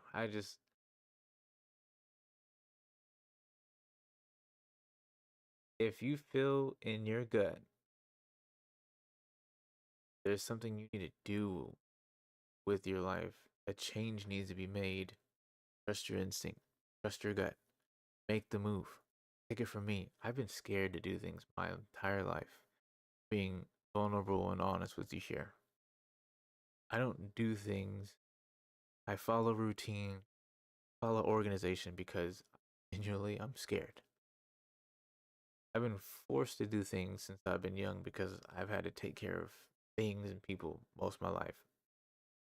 I'm genuinely scared because I've never really actually had to do things on my own. It's all just been like, oh, you gotta do this, you gotta do that. Okay. But yeah, there's a fear there. And just know that you will be okay. It's gonna be tough if you're not prepared. And you can think you're as prepared as you wanna be. Anything can happen. But the only thing that you need to be prepared for is to deal with what's coming at you. Change. Change is coming. You can handle it. You can handle it. The reward is yours. Right now, I'm reaching for my reward. Not there yet, but we'll get there. Get there.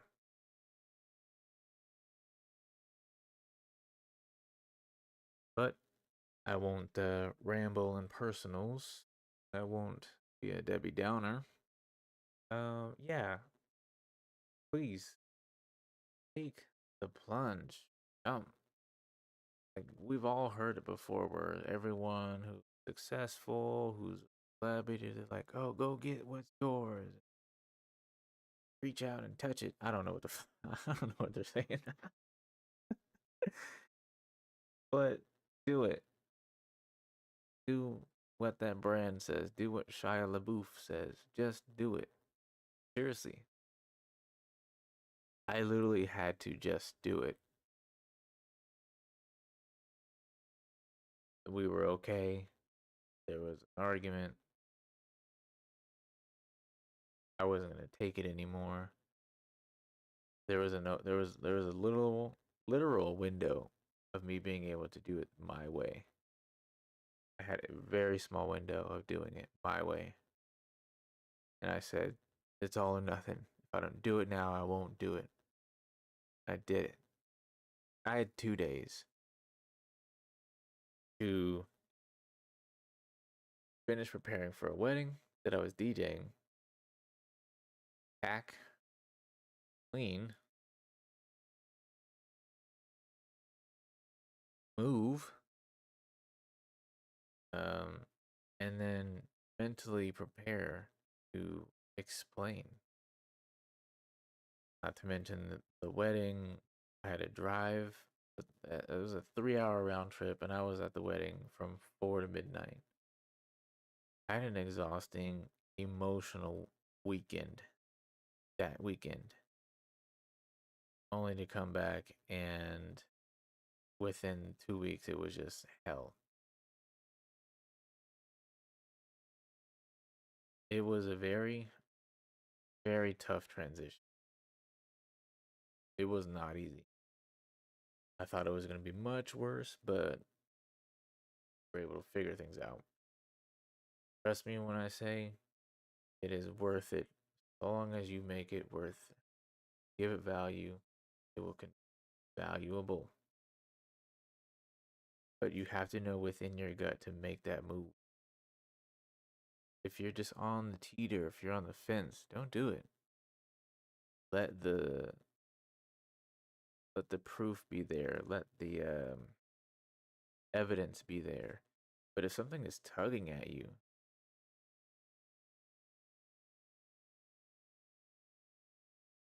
follow it. Some have been tugging at me for years and I never listened. Ignored and hope. And we do it. It's human nature because we want things to work, we want things to happen, we want things to go our way. And it'll happen. It'll happen. Don't fault yourself for it. Understand that you did it. Accept that you did it. It's okay. You live and you learn, you know? That's all we do. Can't live without learning. But you learn to live. Um Man, it feels good to be back.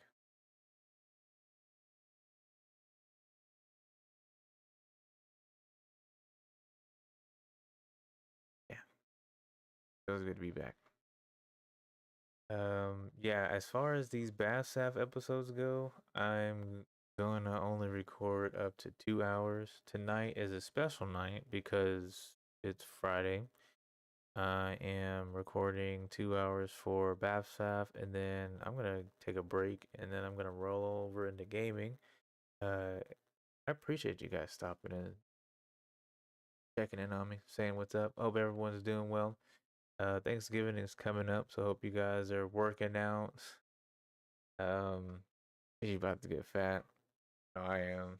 I'm working out, making sure I lose another 10 pounds so I can regain it with without the guilt. If you celebrate, if not, just eat to eat or whatever it is you do. Um, I don't know exactly when.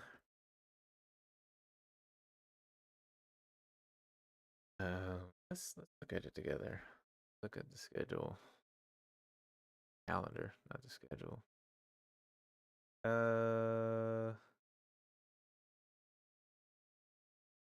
oh wait, I thought we had 3 Thursdays. We have 3 Fridays. Sorry, I get paid 3 times this month. That's why it's 3 Fridays. So I think for this month,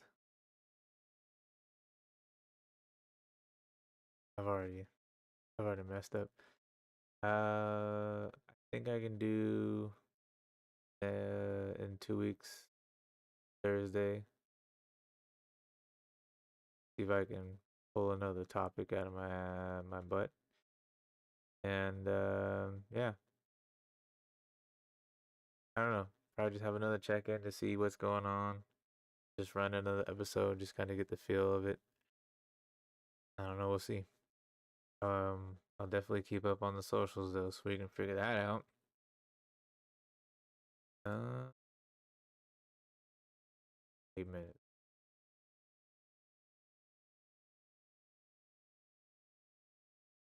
Anybody got anything new they want to share that hasn't been shared in the past 2 months?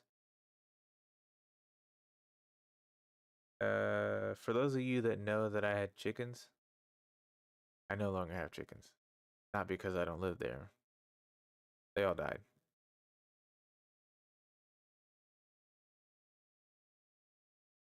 Um, so story time. um, as things were progressing in the worst way, and I went back to a game I haven't played in years. What you playing? Playing. Um, I took it as a bad omen, and if you guys believe in the spirituality, um, follow along. If not, believe your own. I took it as a bad omen that something was coming, and yeah, I had to get out of there. So, um, chickens were starting to just like want to be out and free, and they were getting on my nerves. Mind you, I never really asked for them, but I did take good care of them, and I started to love them like they were my little children, little hens. And we had a couple roosters too. Actually, the rooster that we had just started to roo, so it was time for him to get out of there, and he got ate. But anyway, so over time each week for a good 6, 7 weeks, because I think we had like 7 left. We had raccoons that were coming, and they would take one hen or one chicken a week. So, uh, we would we would let them out, and then I would have to put them up. But sometimes they wouldn't be put up, or the thing wouldn't be zipped up at night, and the zipper on the greenhouse was starting to break, and that was like one thing that would really irritate me because they were plastic zippers, and I had to really jimmy rig that thing up to like get it closed. So once the last zipper started to break, I was like, oh, this is it. Happened. Anyway, one of the hens was a all black one. I forget what type of hen she was, but didn't want to stay in the greenhouse. Wanted to escape and run around. Um, we, well, not me, but I had to go to work. Partner at the time uh tells me that there are feathers all over the backyard, black, and that the hen is missing. There's one area specifically where there's just like a bundle of feathers just laying on the ground. So we were like, okay, the only thing that would have been able to do this was either a possum or a raccoon to drag, run a whole hen across the entire backyard, feathers all over the place, literally all over the yard. And in one spot, it just looked like it just spontaneously combust because there's like a pile of feathers in one area. We're like, okay, weird, right? So I had a second hen. You may have remembered Birdie started to want to stay out too. Um, run away from me, stay out of the greenhouse at night, and so um, can't remember. Oh, we lost a red hen, I think, first.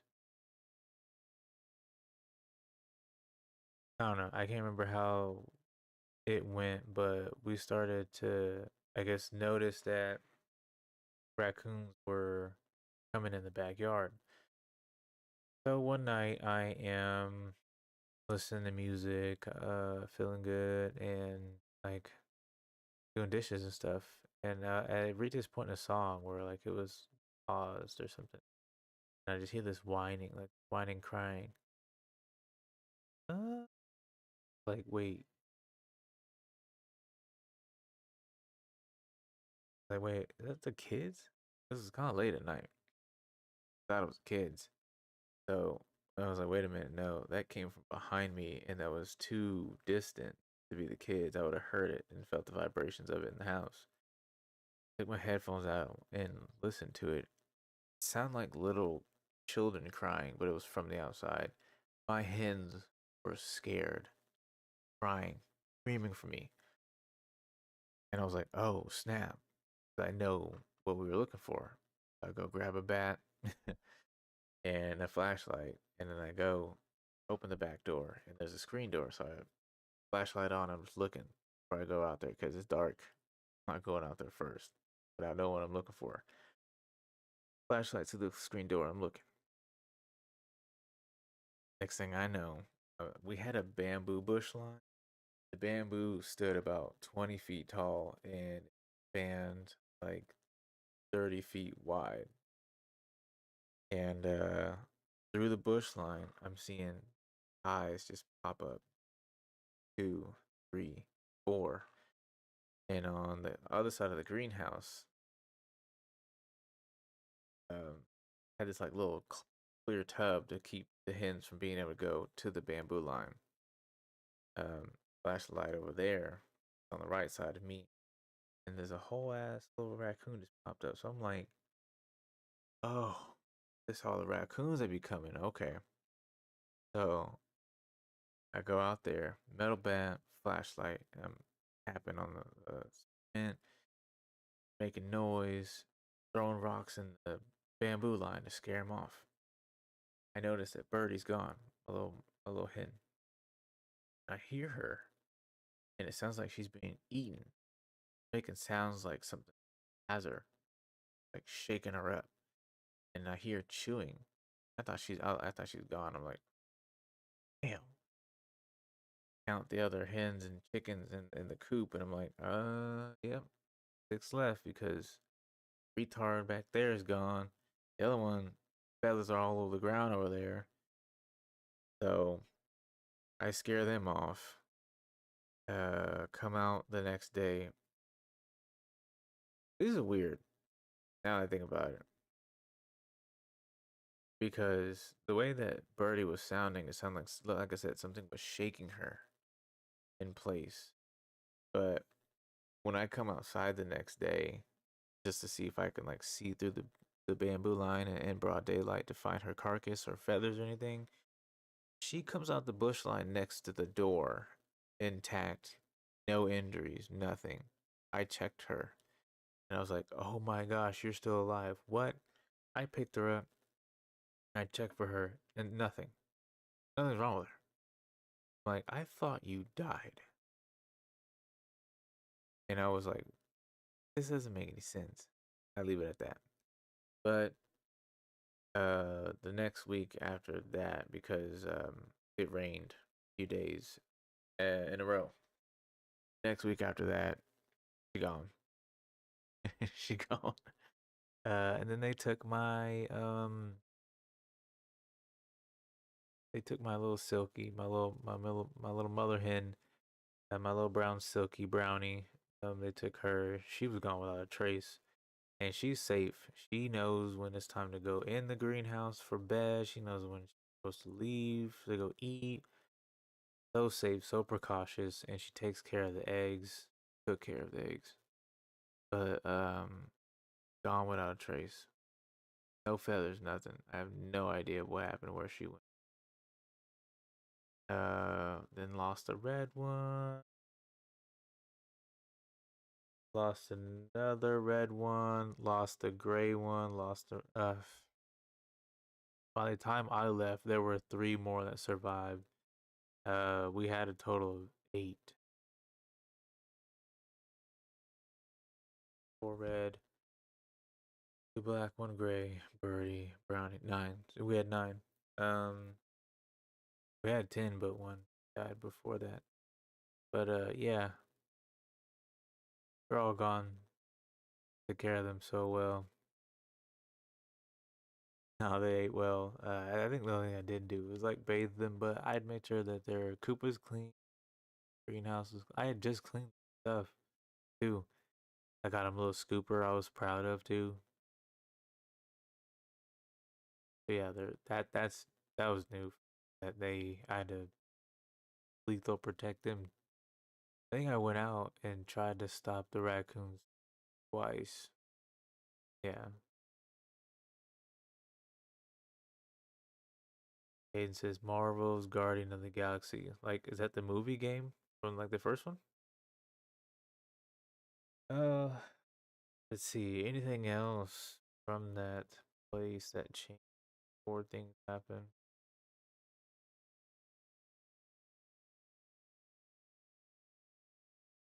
I don't think so. But yeah, I was just killing time. Hope you guys enjoyed the story, but yeah, no. Uh,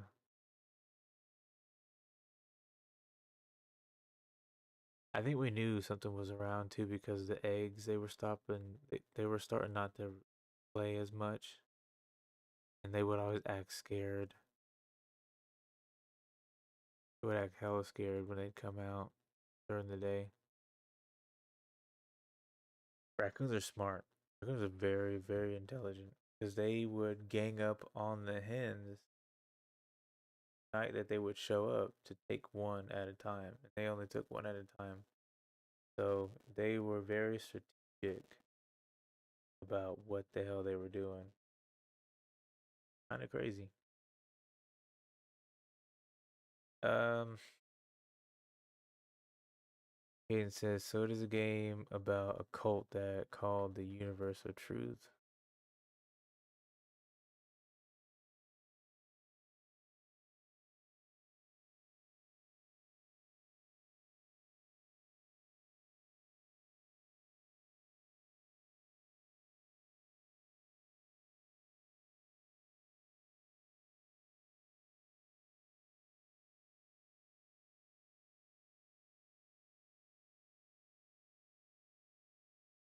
21.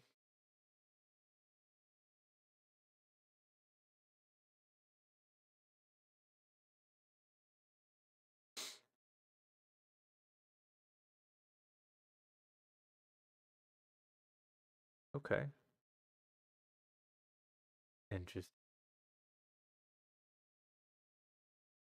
3 minutes. I won't be on, but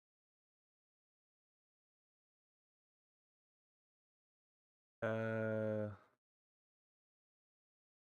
have work Sunday, so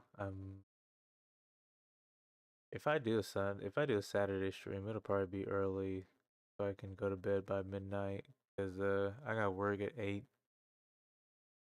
and I gotta be up at 6, so I can drive. Cause now my commute is now further. I was 10 minutes away from work. Now I'm 25.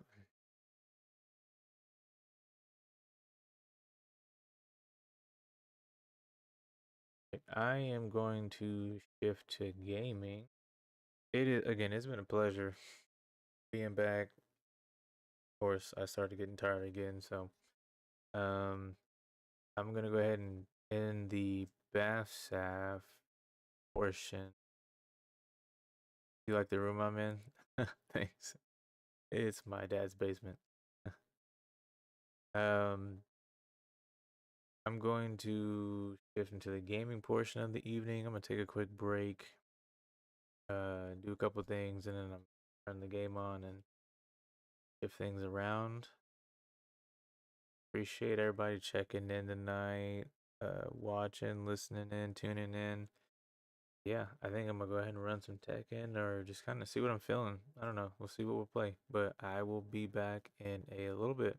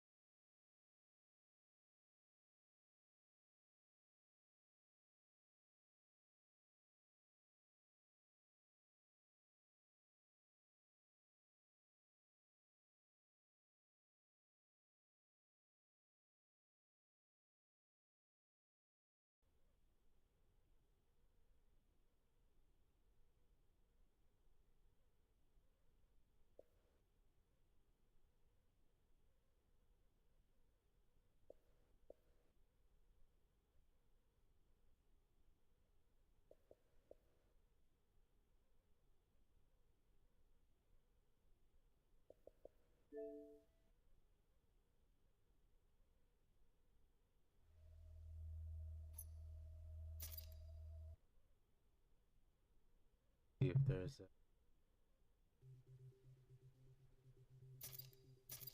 games run or running.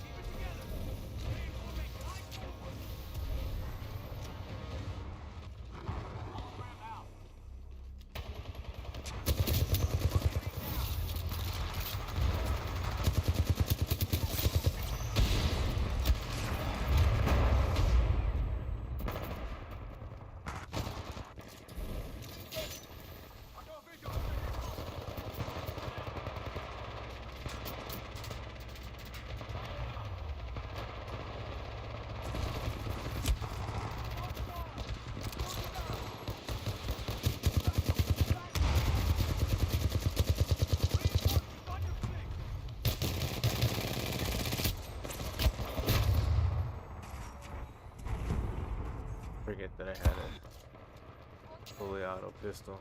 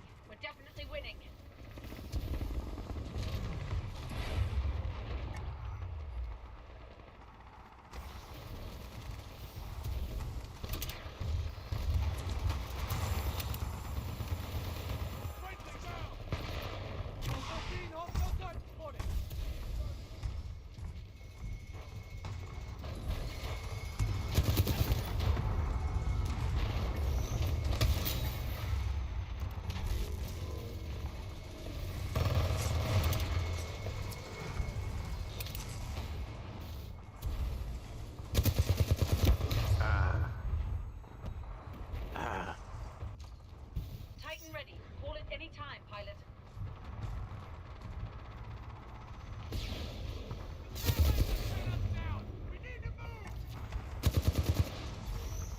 Ah, son of a bitch.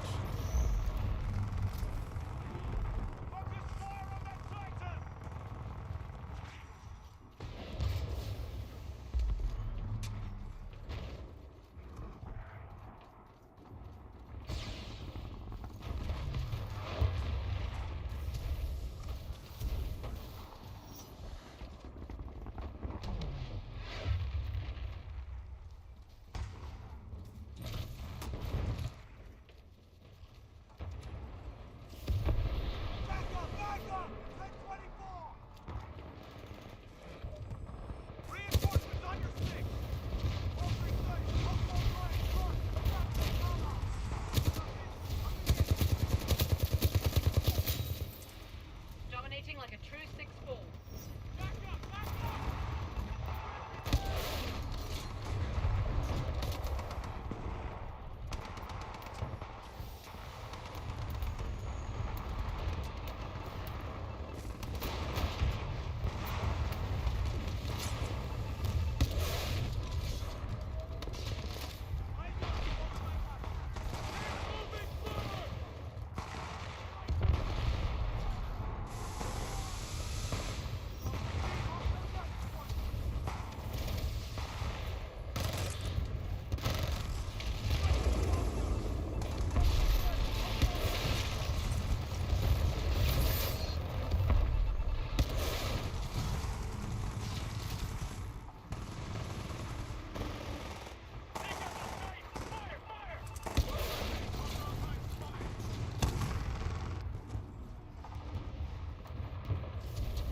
Pilot, your Titan's ready. Call it in any time.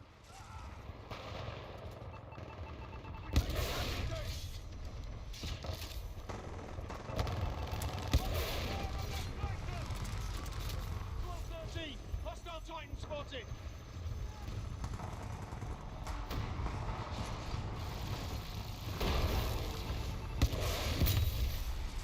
Now that's something I could get used to seeing every day.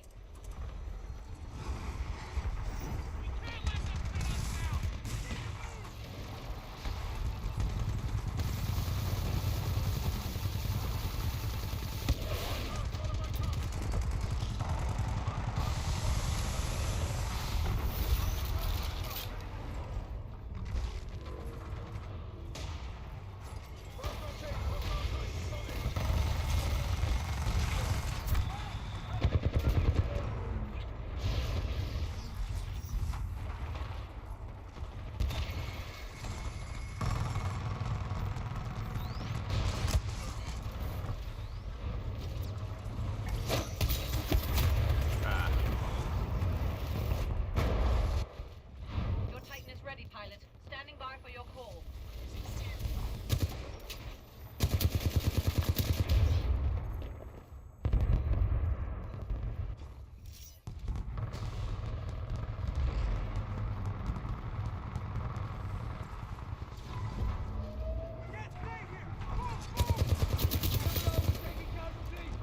Thought you were gonna stand in the window and watch me work?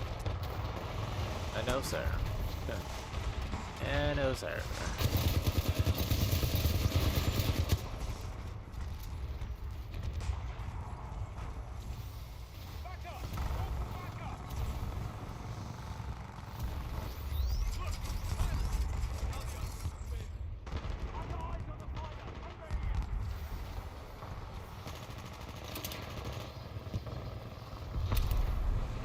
You're doing great, 6-4. Ow. Keep going. From above.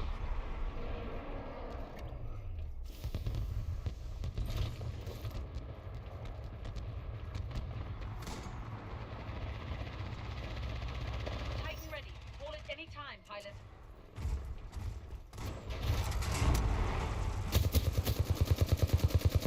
Put down the middle. Oh, you son of a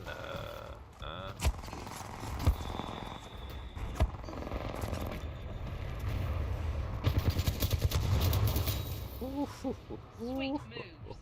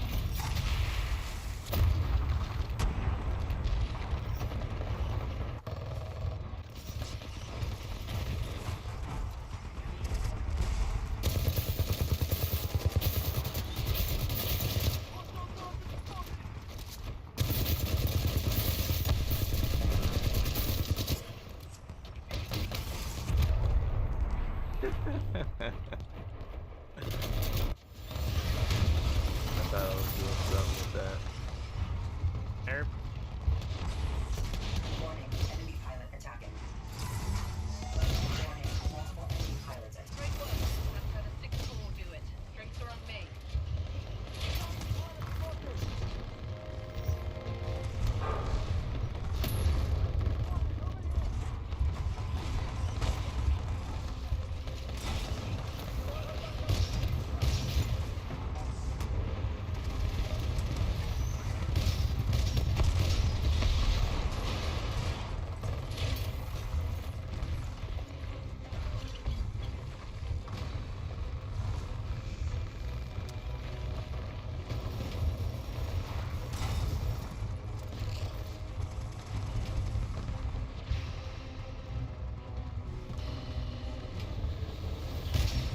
Stop their retreat. Come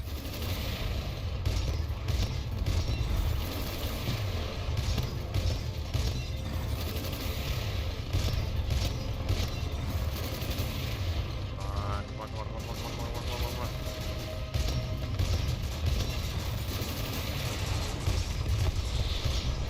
Fuck.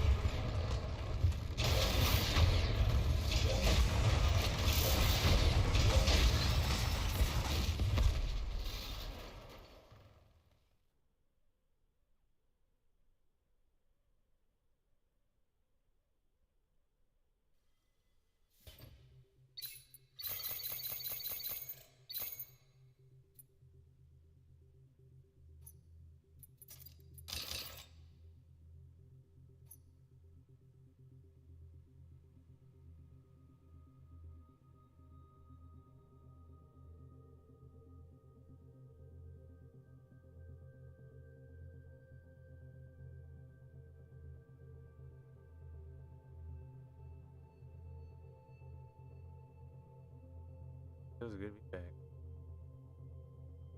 Ugh.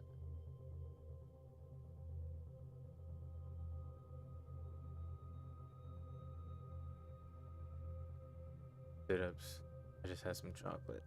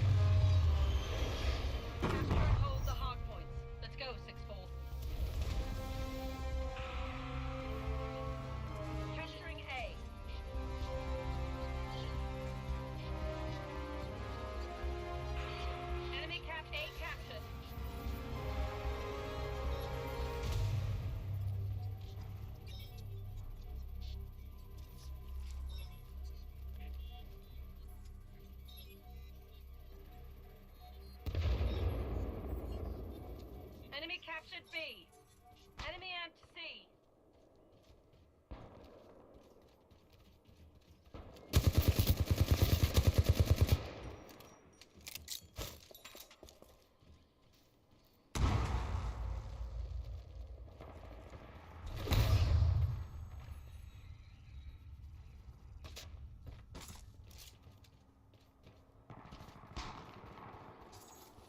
The enemy has total control. Capturing A.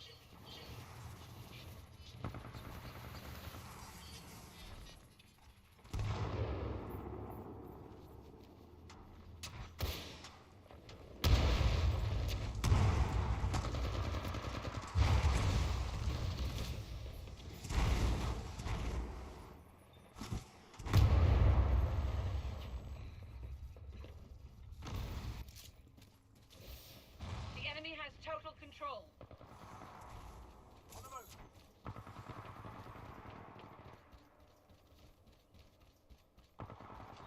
Pull it together, 6-4. Regroup, team up, and give him hell.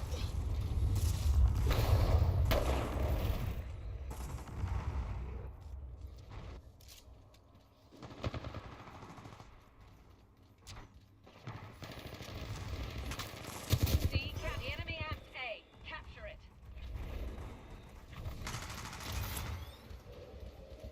Capturing A.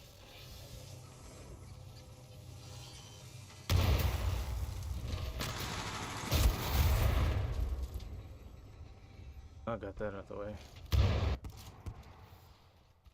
We need to go for A. B. Okay, we got C. The enemy has total control.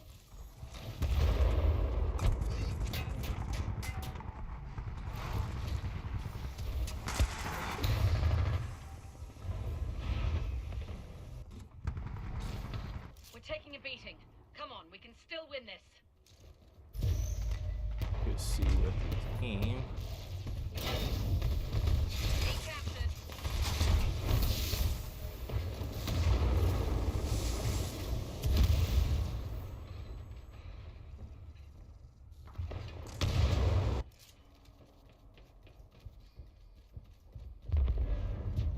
The enemy has total control.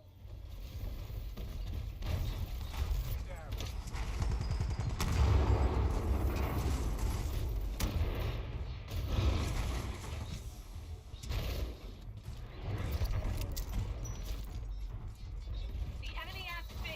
Capture it.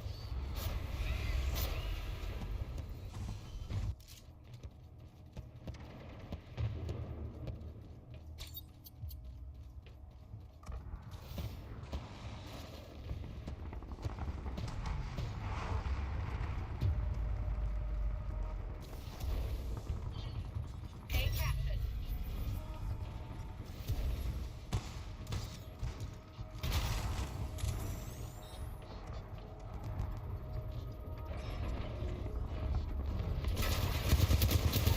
Your tightness standing by. Pull it together, 6-4. Regroup, team up, and give him hell.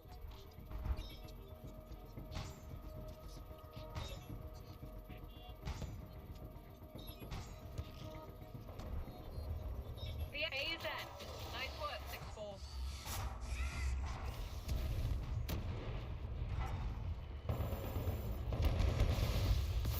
Can't come back from this. Cut our losses and get out of here.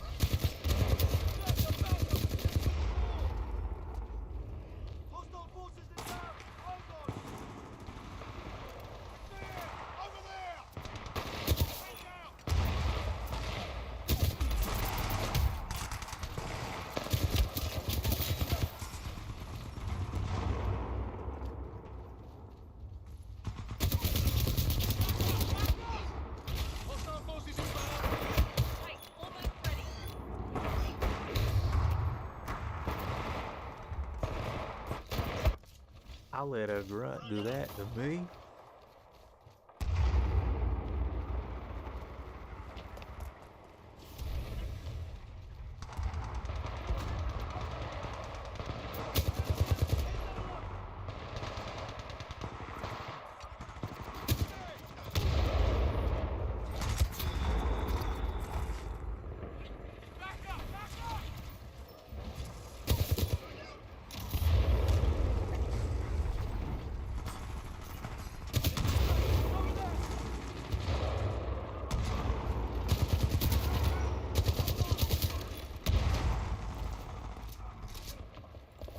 Pilot, your Titan's ready. Call it in any time.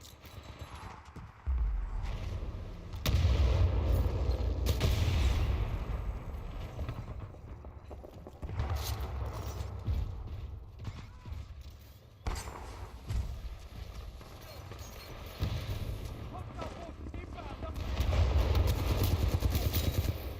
I see it! Over there!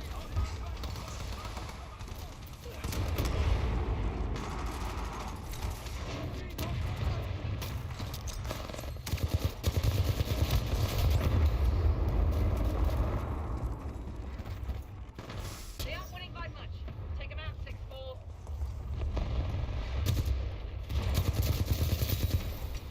Yeah. Take that Titan down.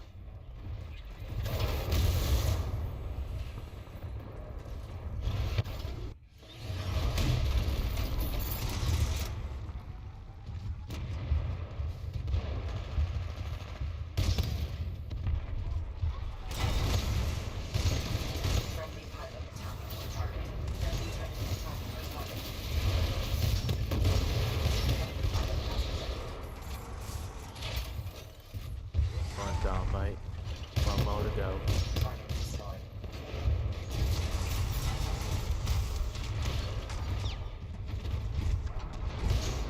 Warning, enemy pilot attacking. Critical damage. Take cover. Warning, all enemy pilot attacking. Warning, reactor exposed. Protected casing compromised.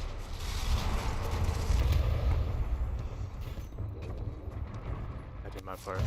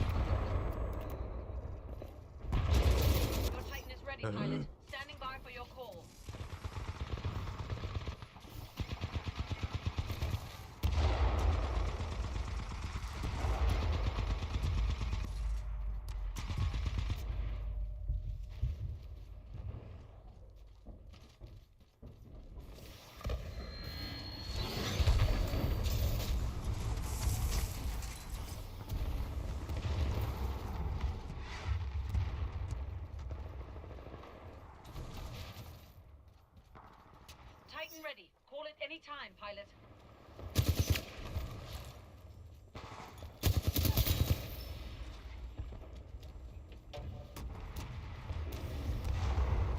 Look! Pilot! Down here! Up there!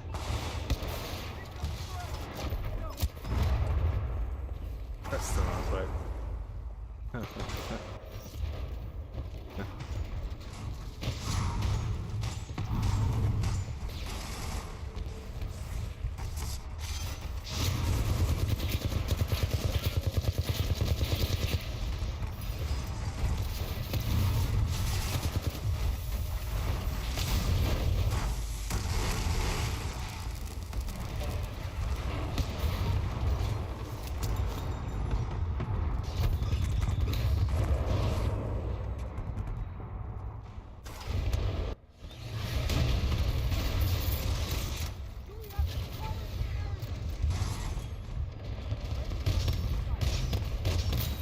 Hostile pilot KIA.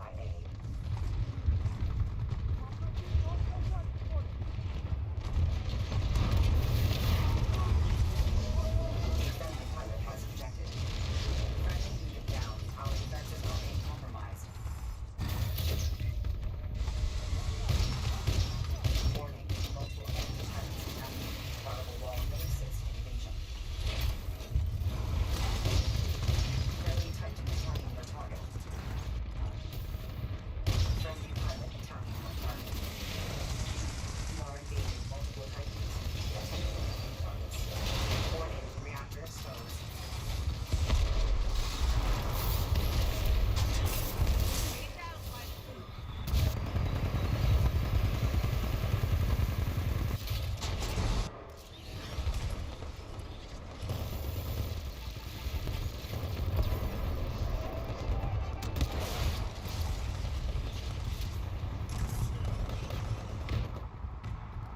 Come on, let's leave them in the dust.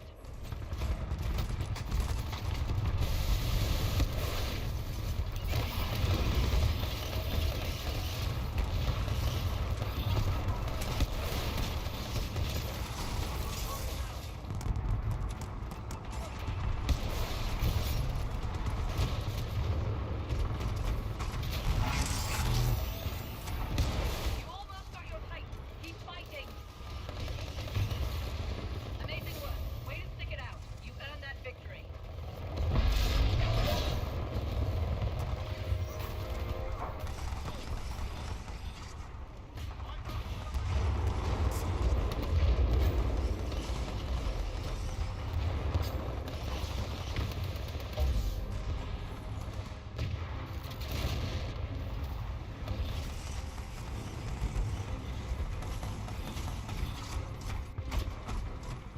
Copy that. Stand by for Titanfall.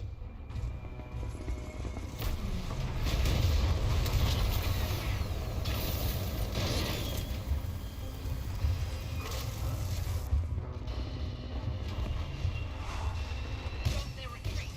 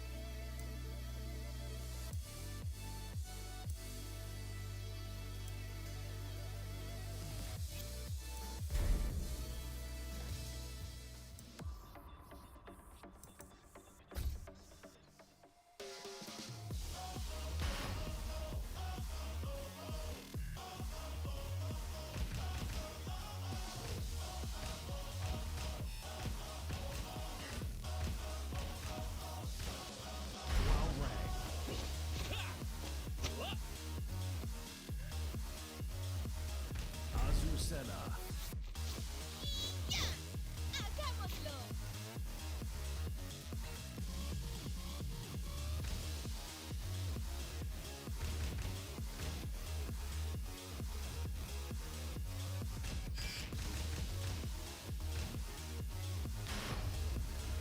Get ready for the next battle.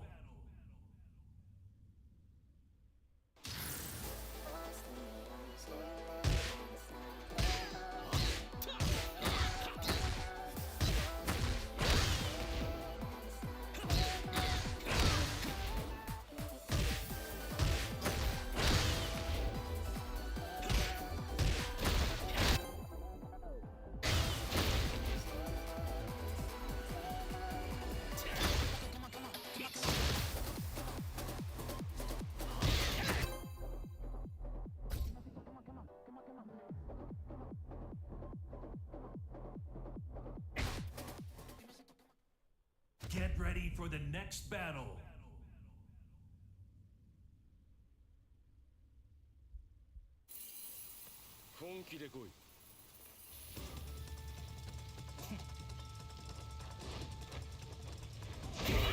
Round one. Fight.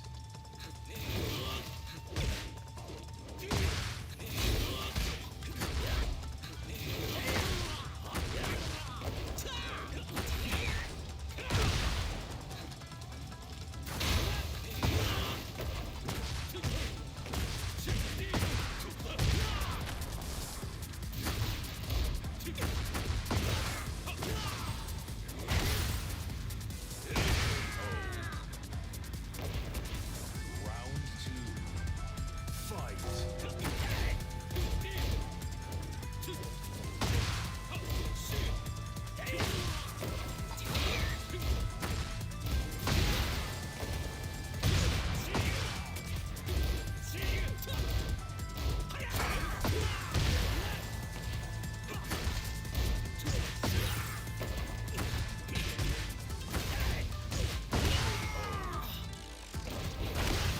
Round three. Fight.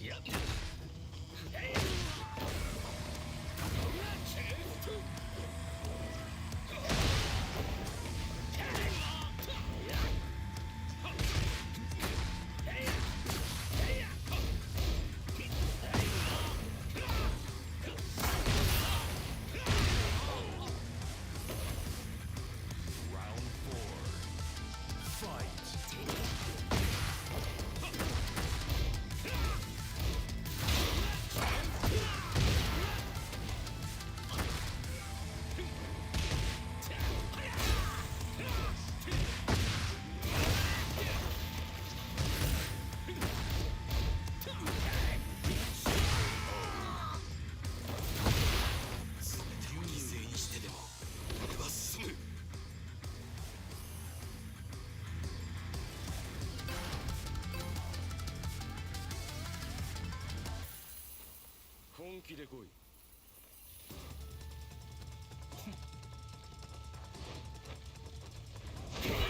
Round one. Fight.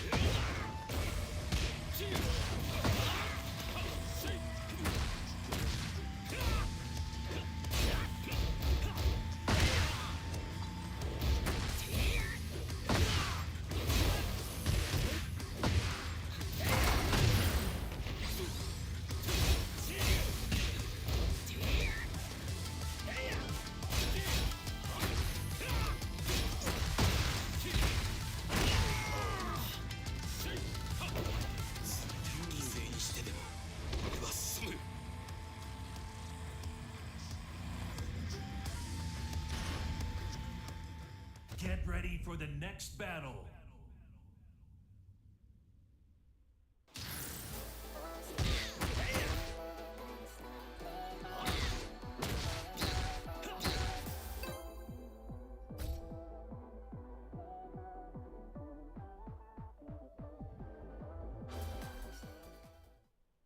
Get ready for the next battle.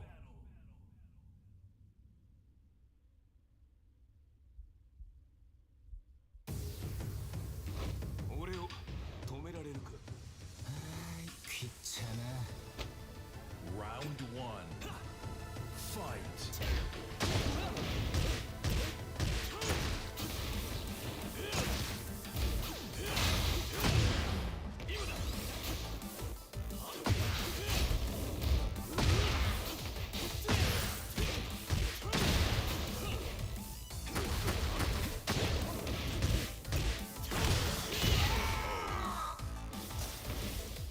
Round 2. Fight. Round 3.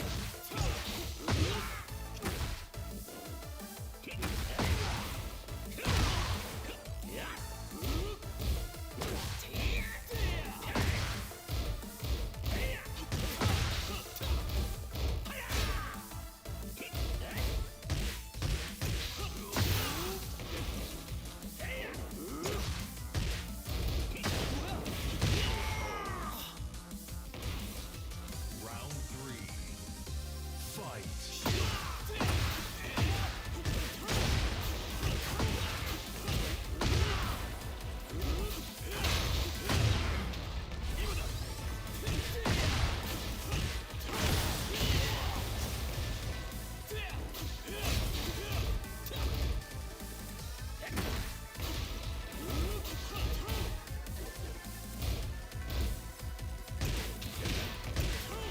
Oh. この勝利が明日につながる。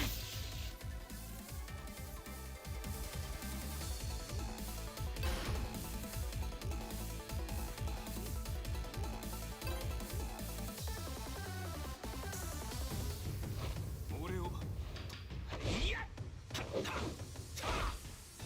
Round 1. Fight.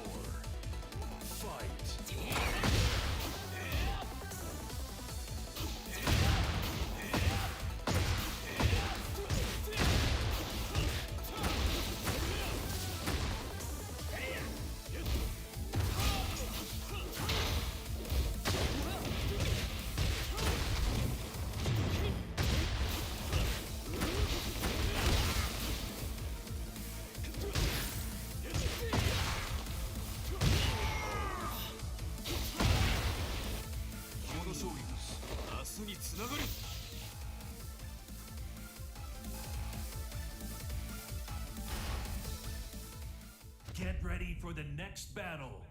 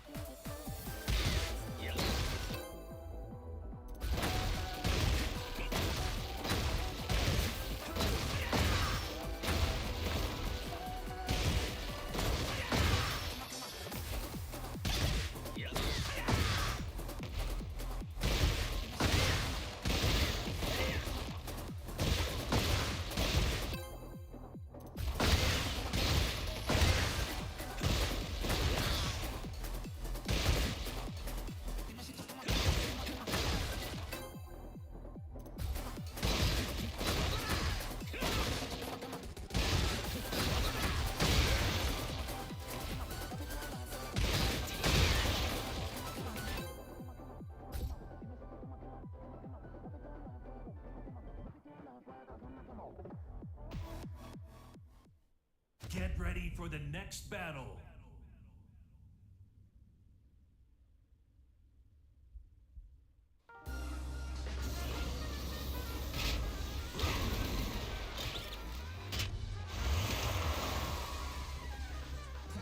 짓밟아주겠어. Round 1. Fight.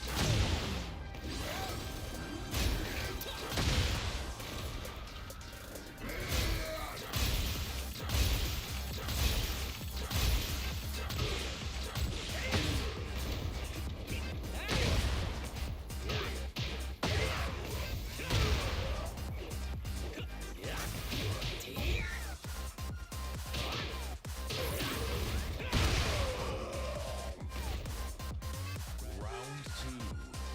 Fight.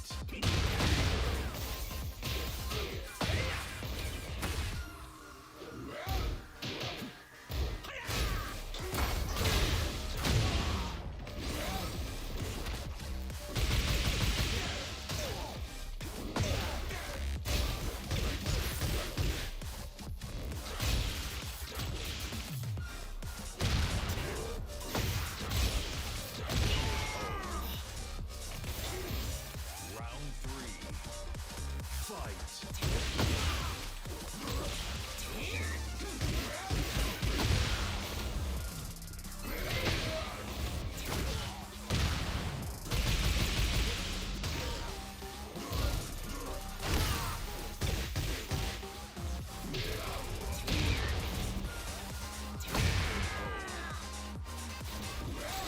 Round 4. Fight.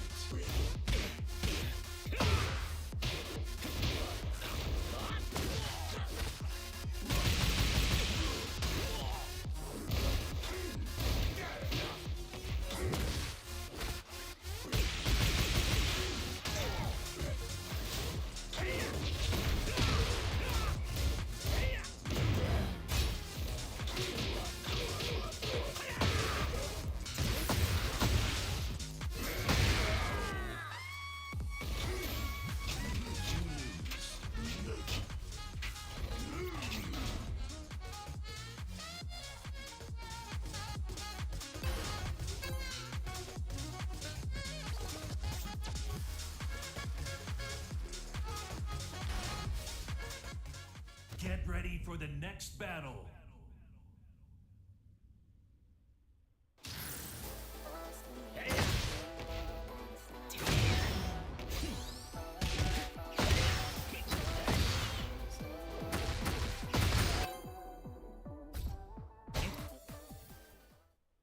Get ready for the next battle.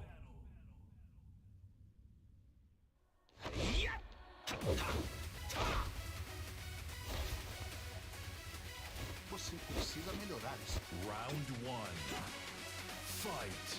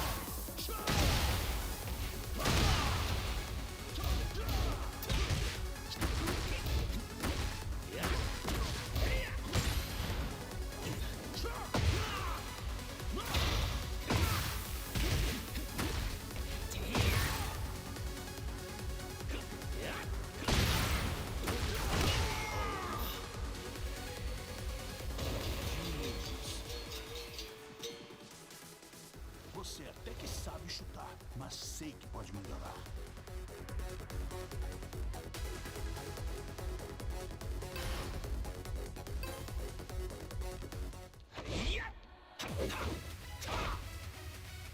Round one. Fight.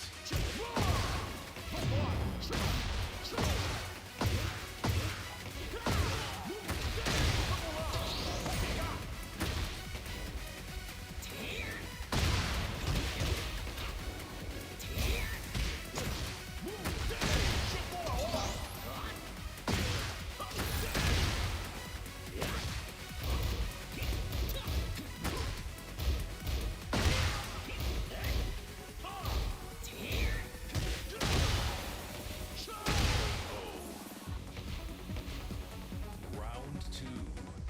Fight.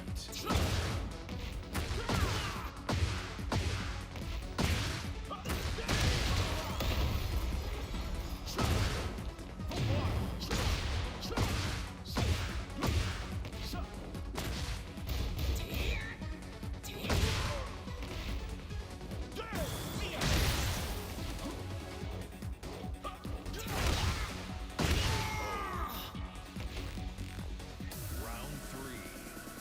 Fight.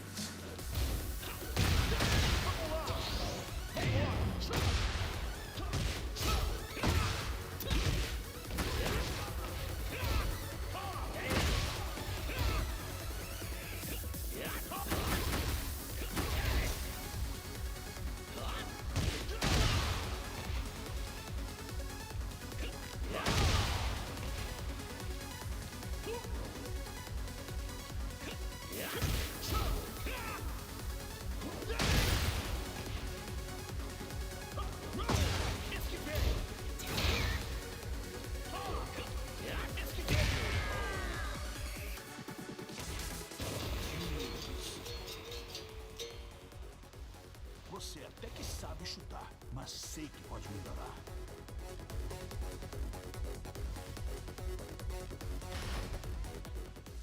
Get ready for the next battle.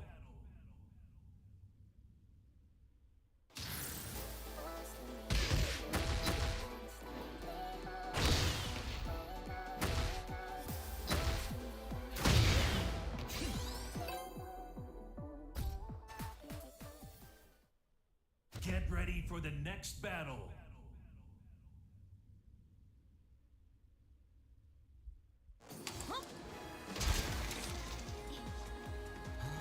귀찮아. Round one. Fight.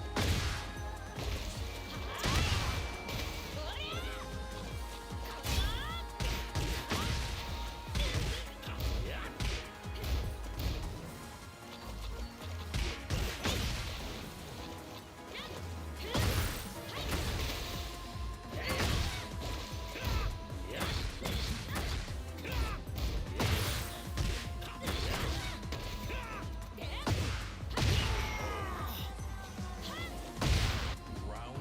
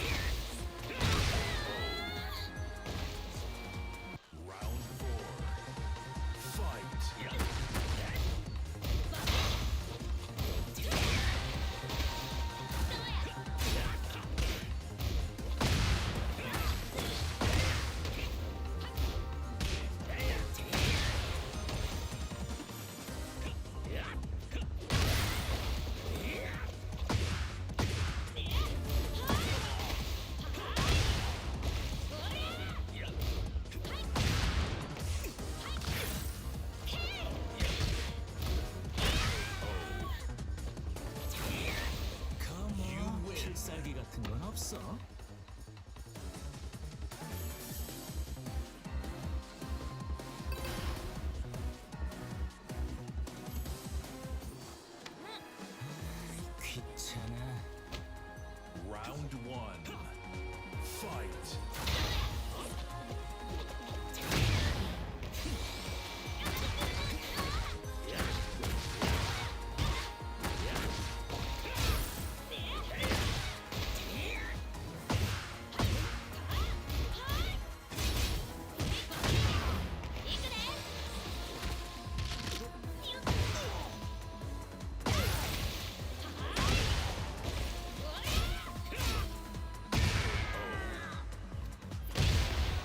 Round two.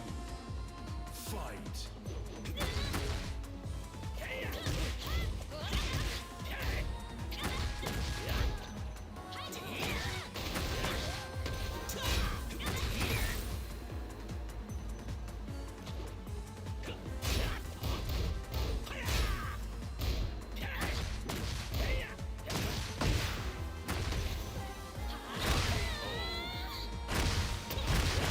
Round three.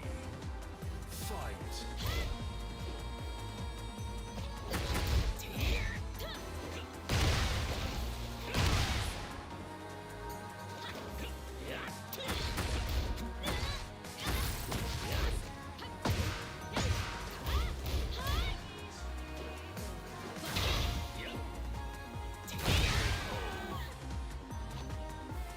Round four.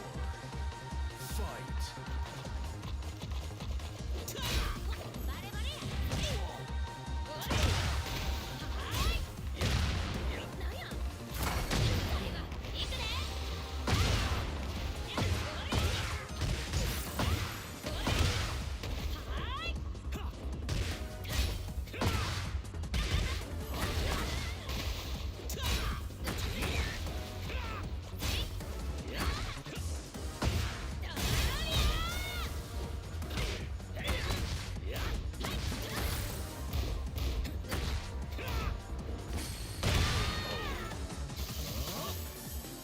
정말 따라할 시합이었어.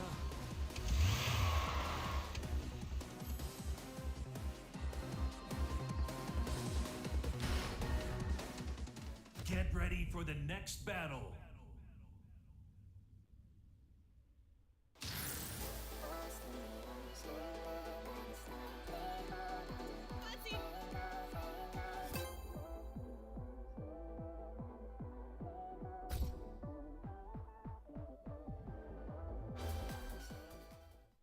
Get ready for the next battle.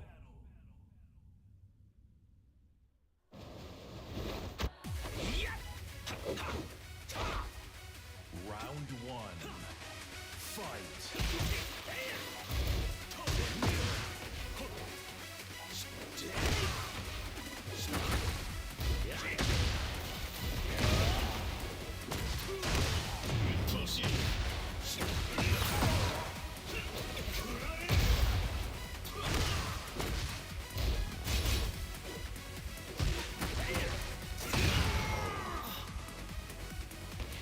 Round two. Fight.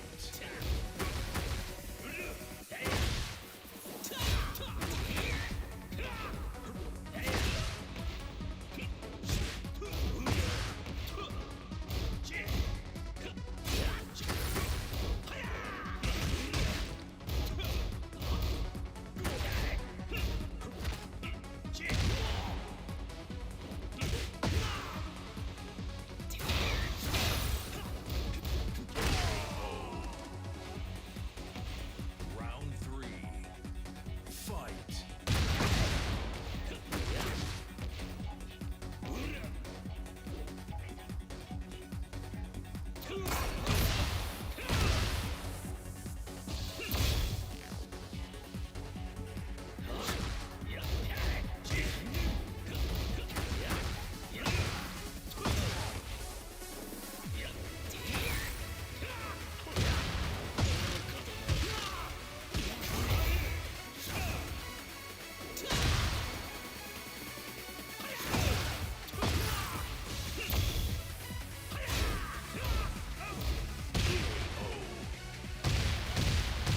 Round four.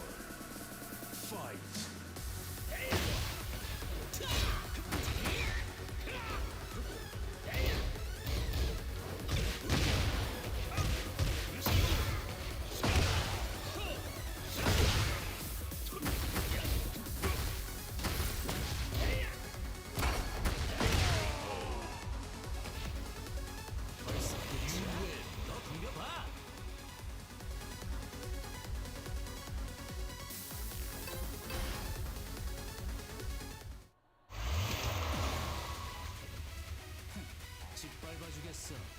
Round one. Fight.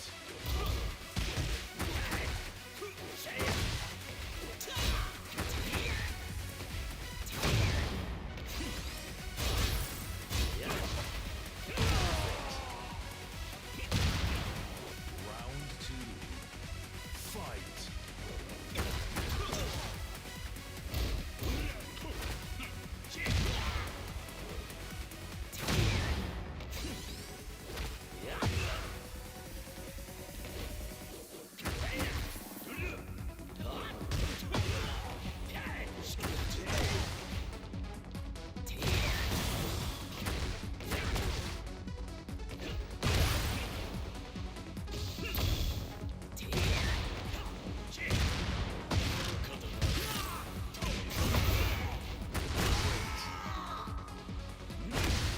Round three.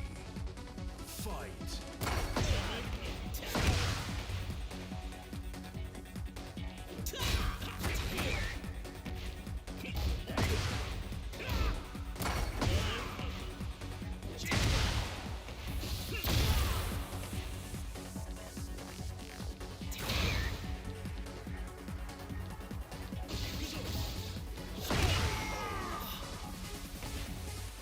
Round four.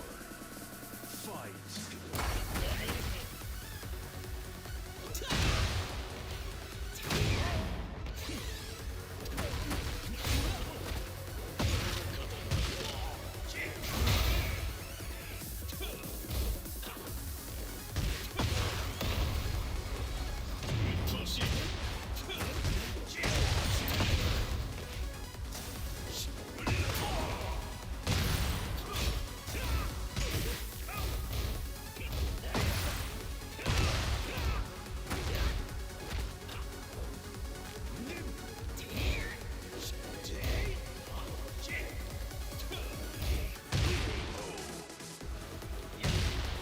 Final round. Fight.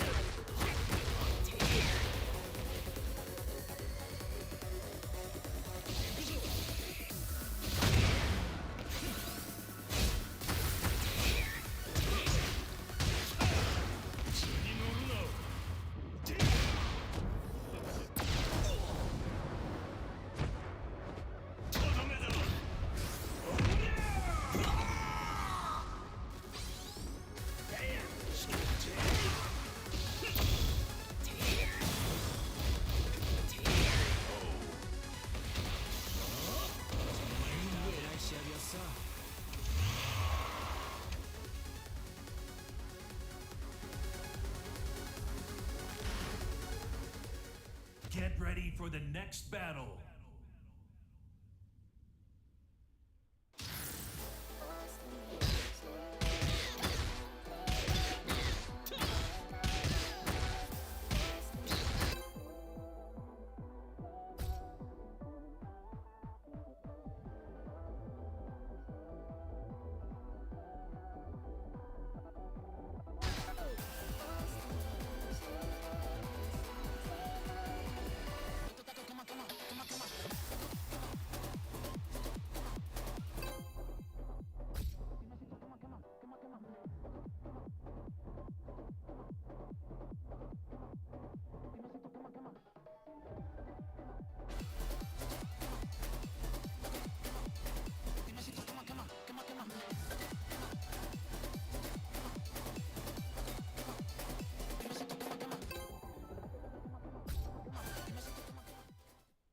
Get ready for the next battle.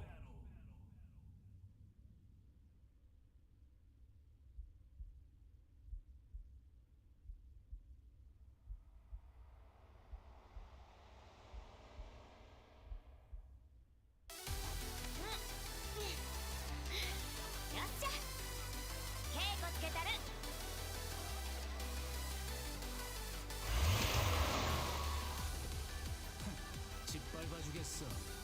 Round one. Fight.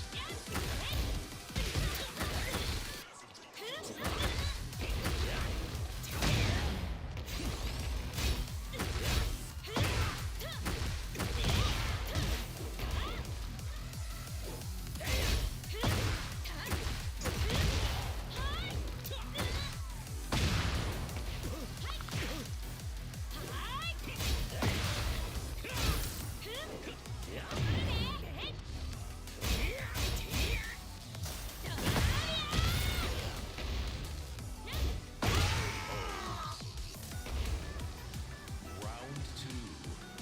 Fight.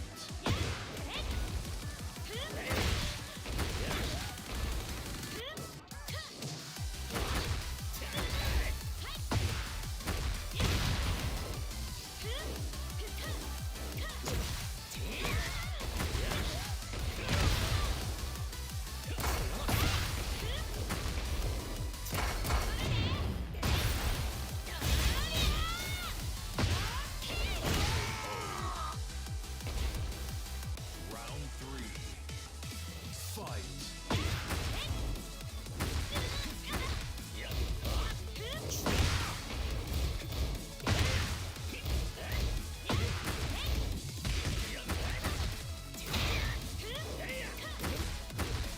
You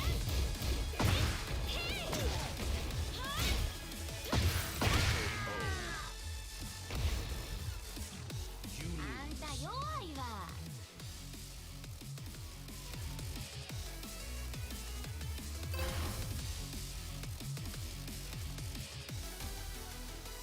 手加減いらんで。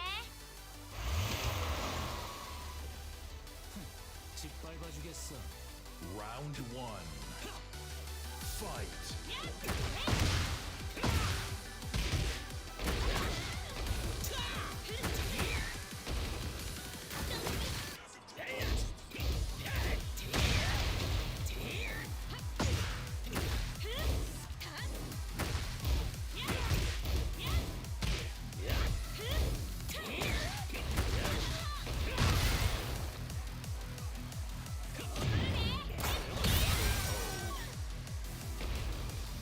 Round two. Fight.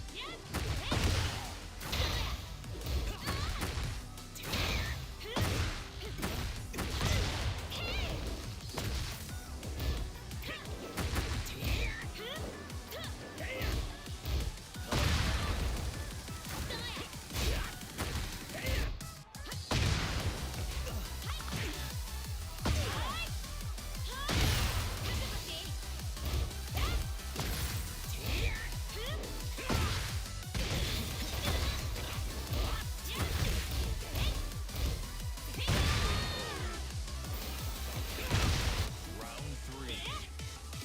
Fight.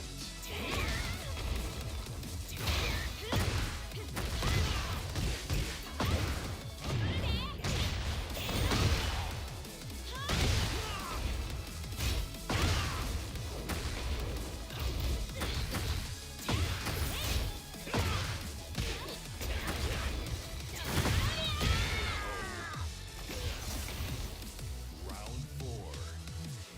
Fight.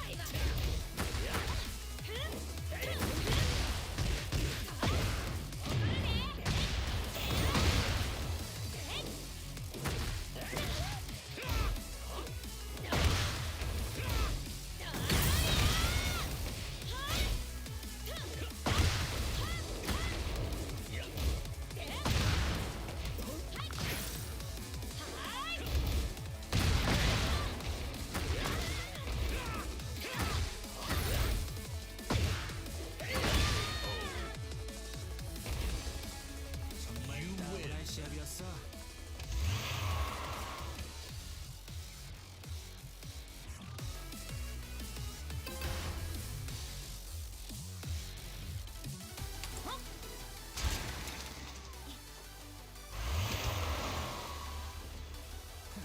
짓밟아 주겠어. Round one. Fight.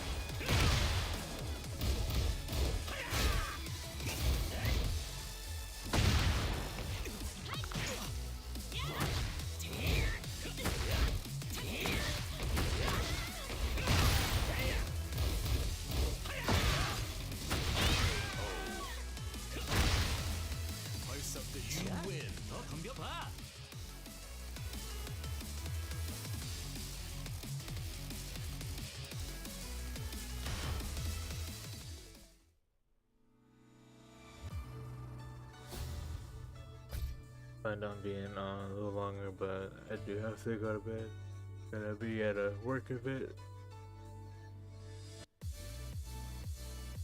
It was fun to be back.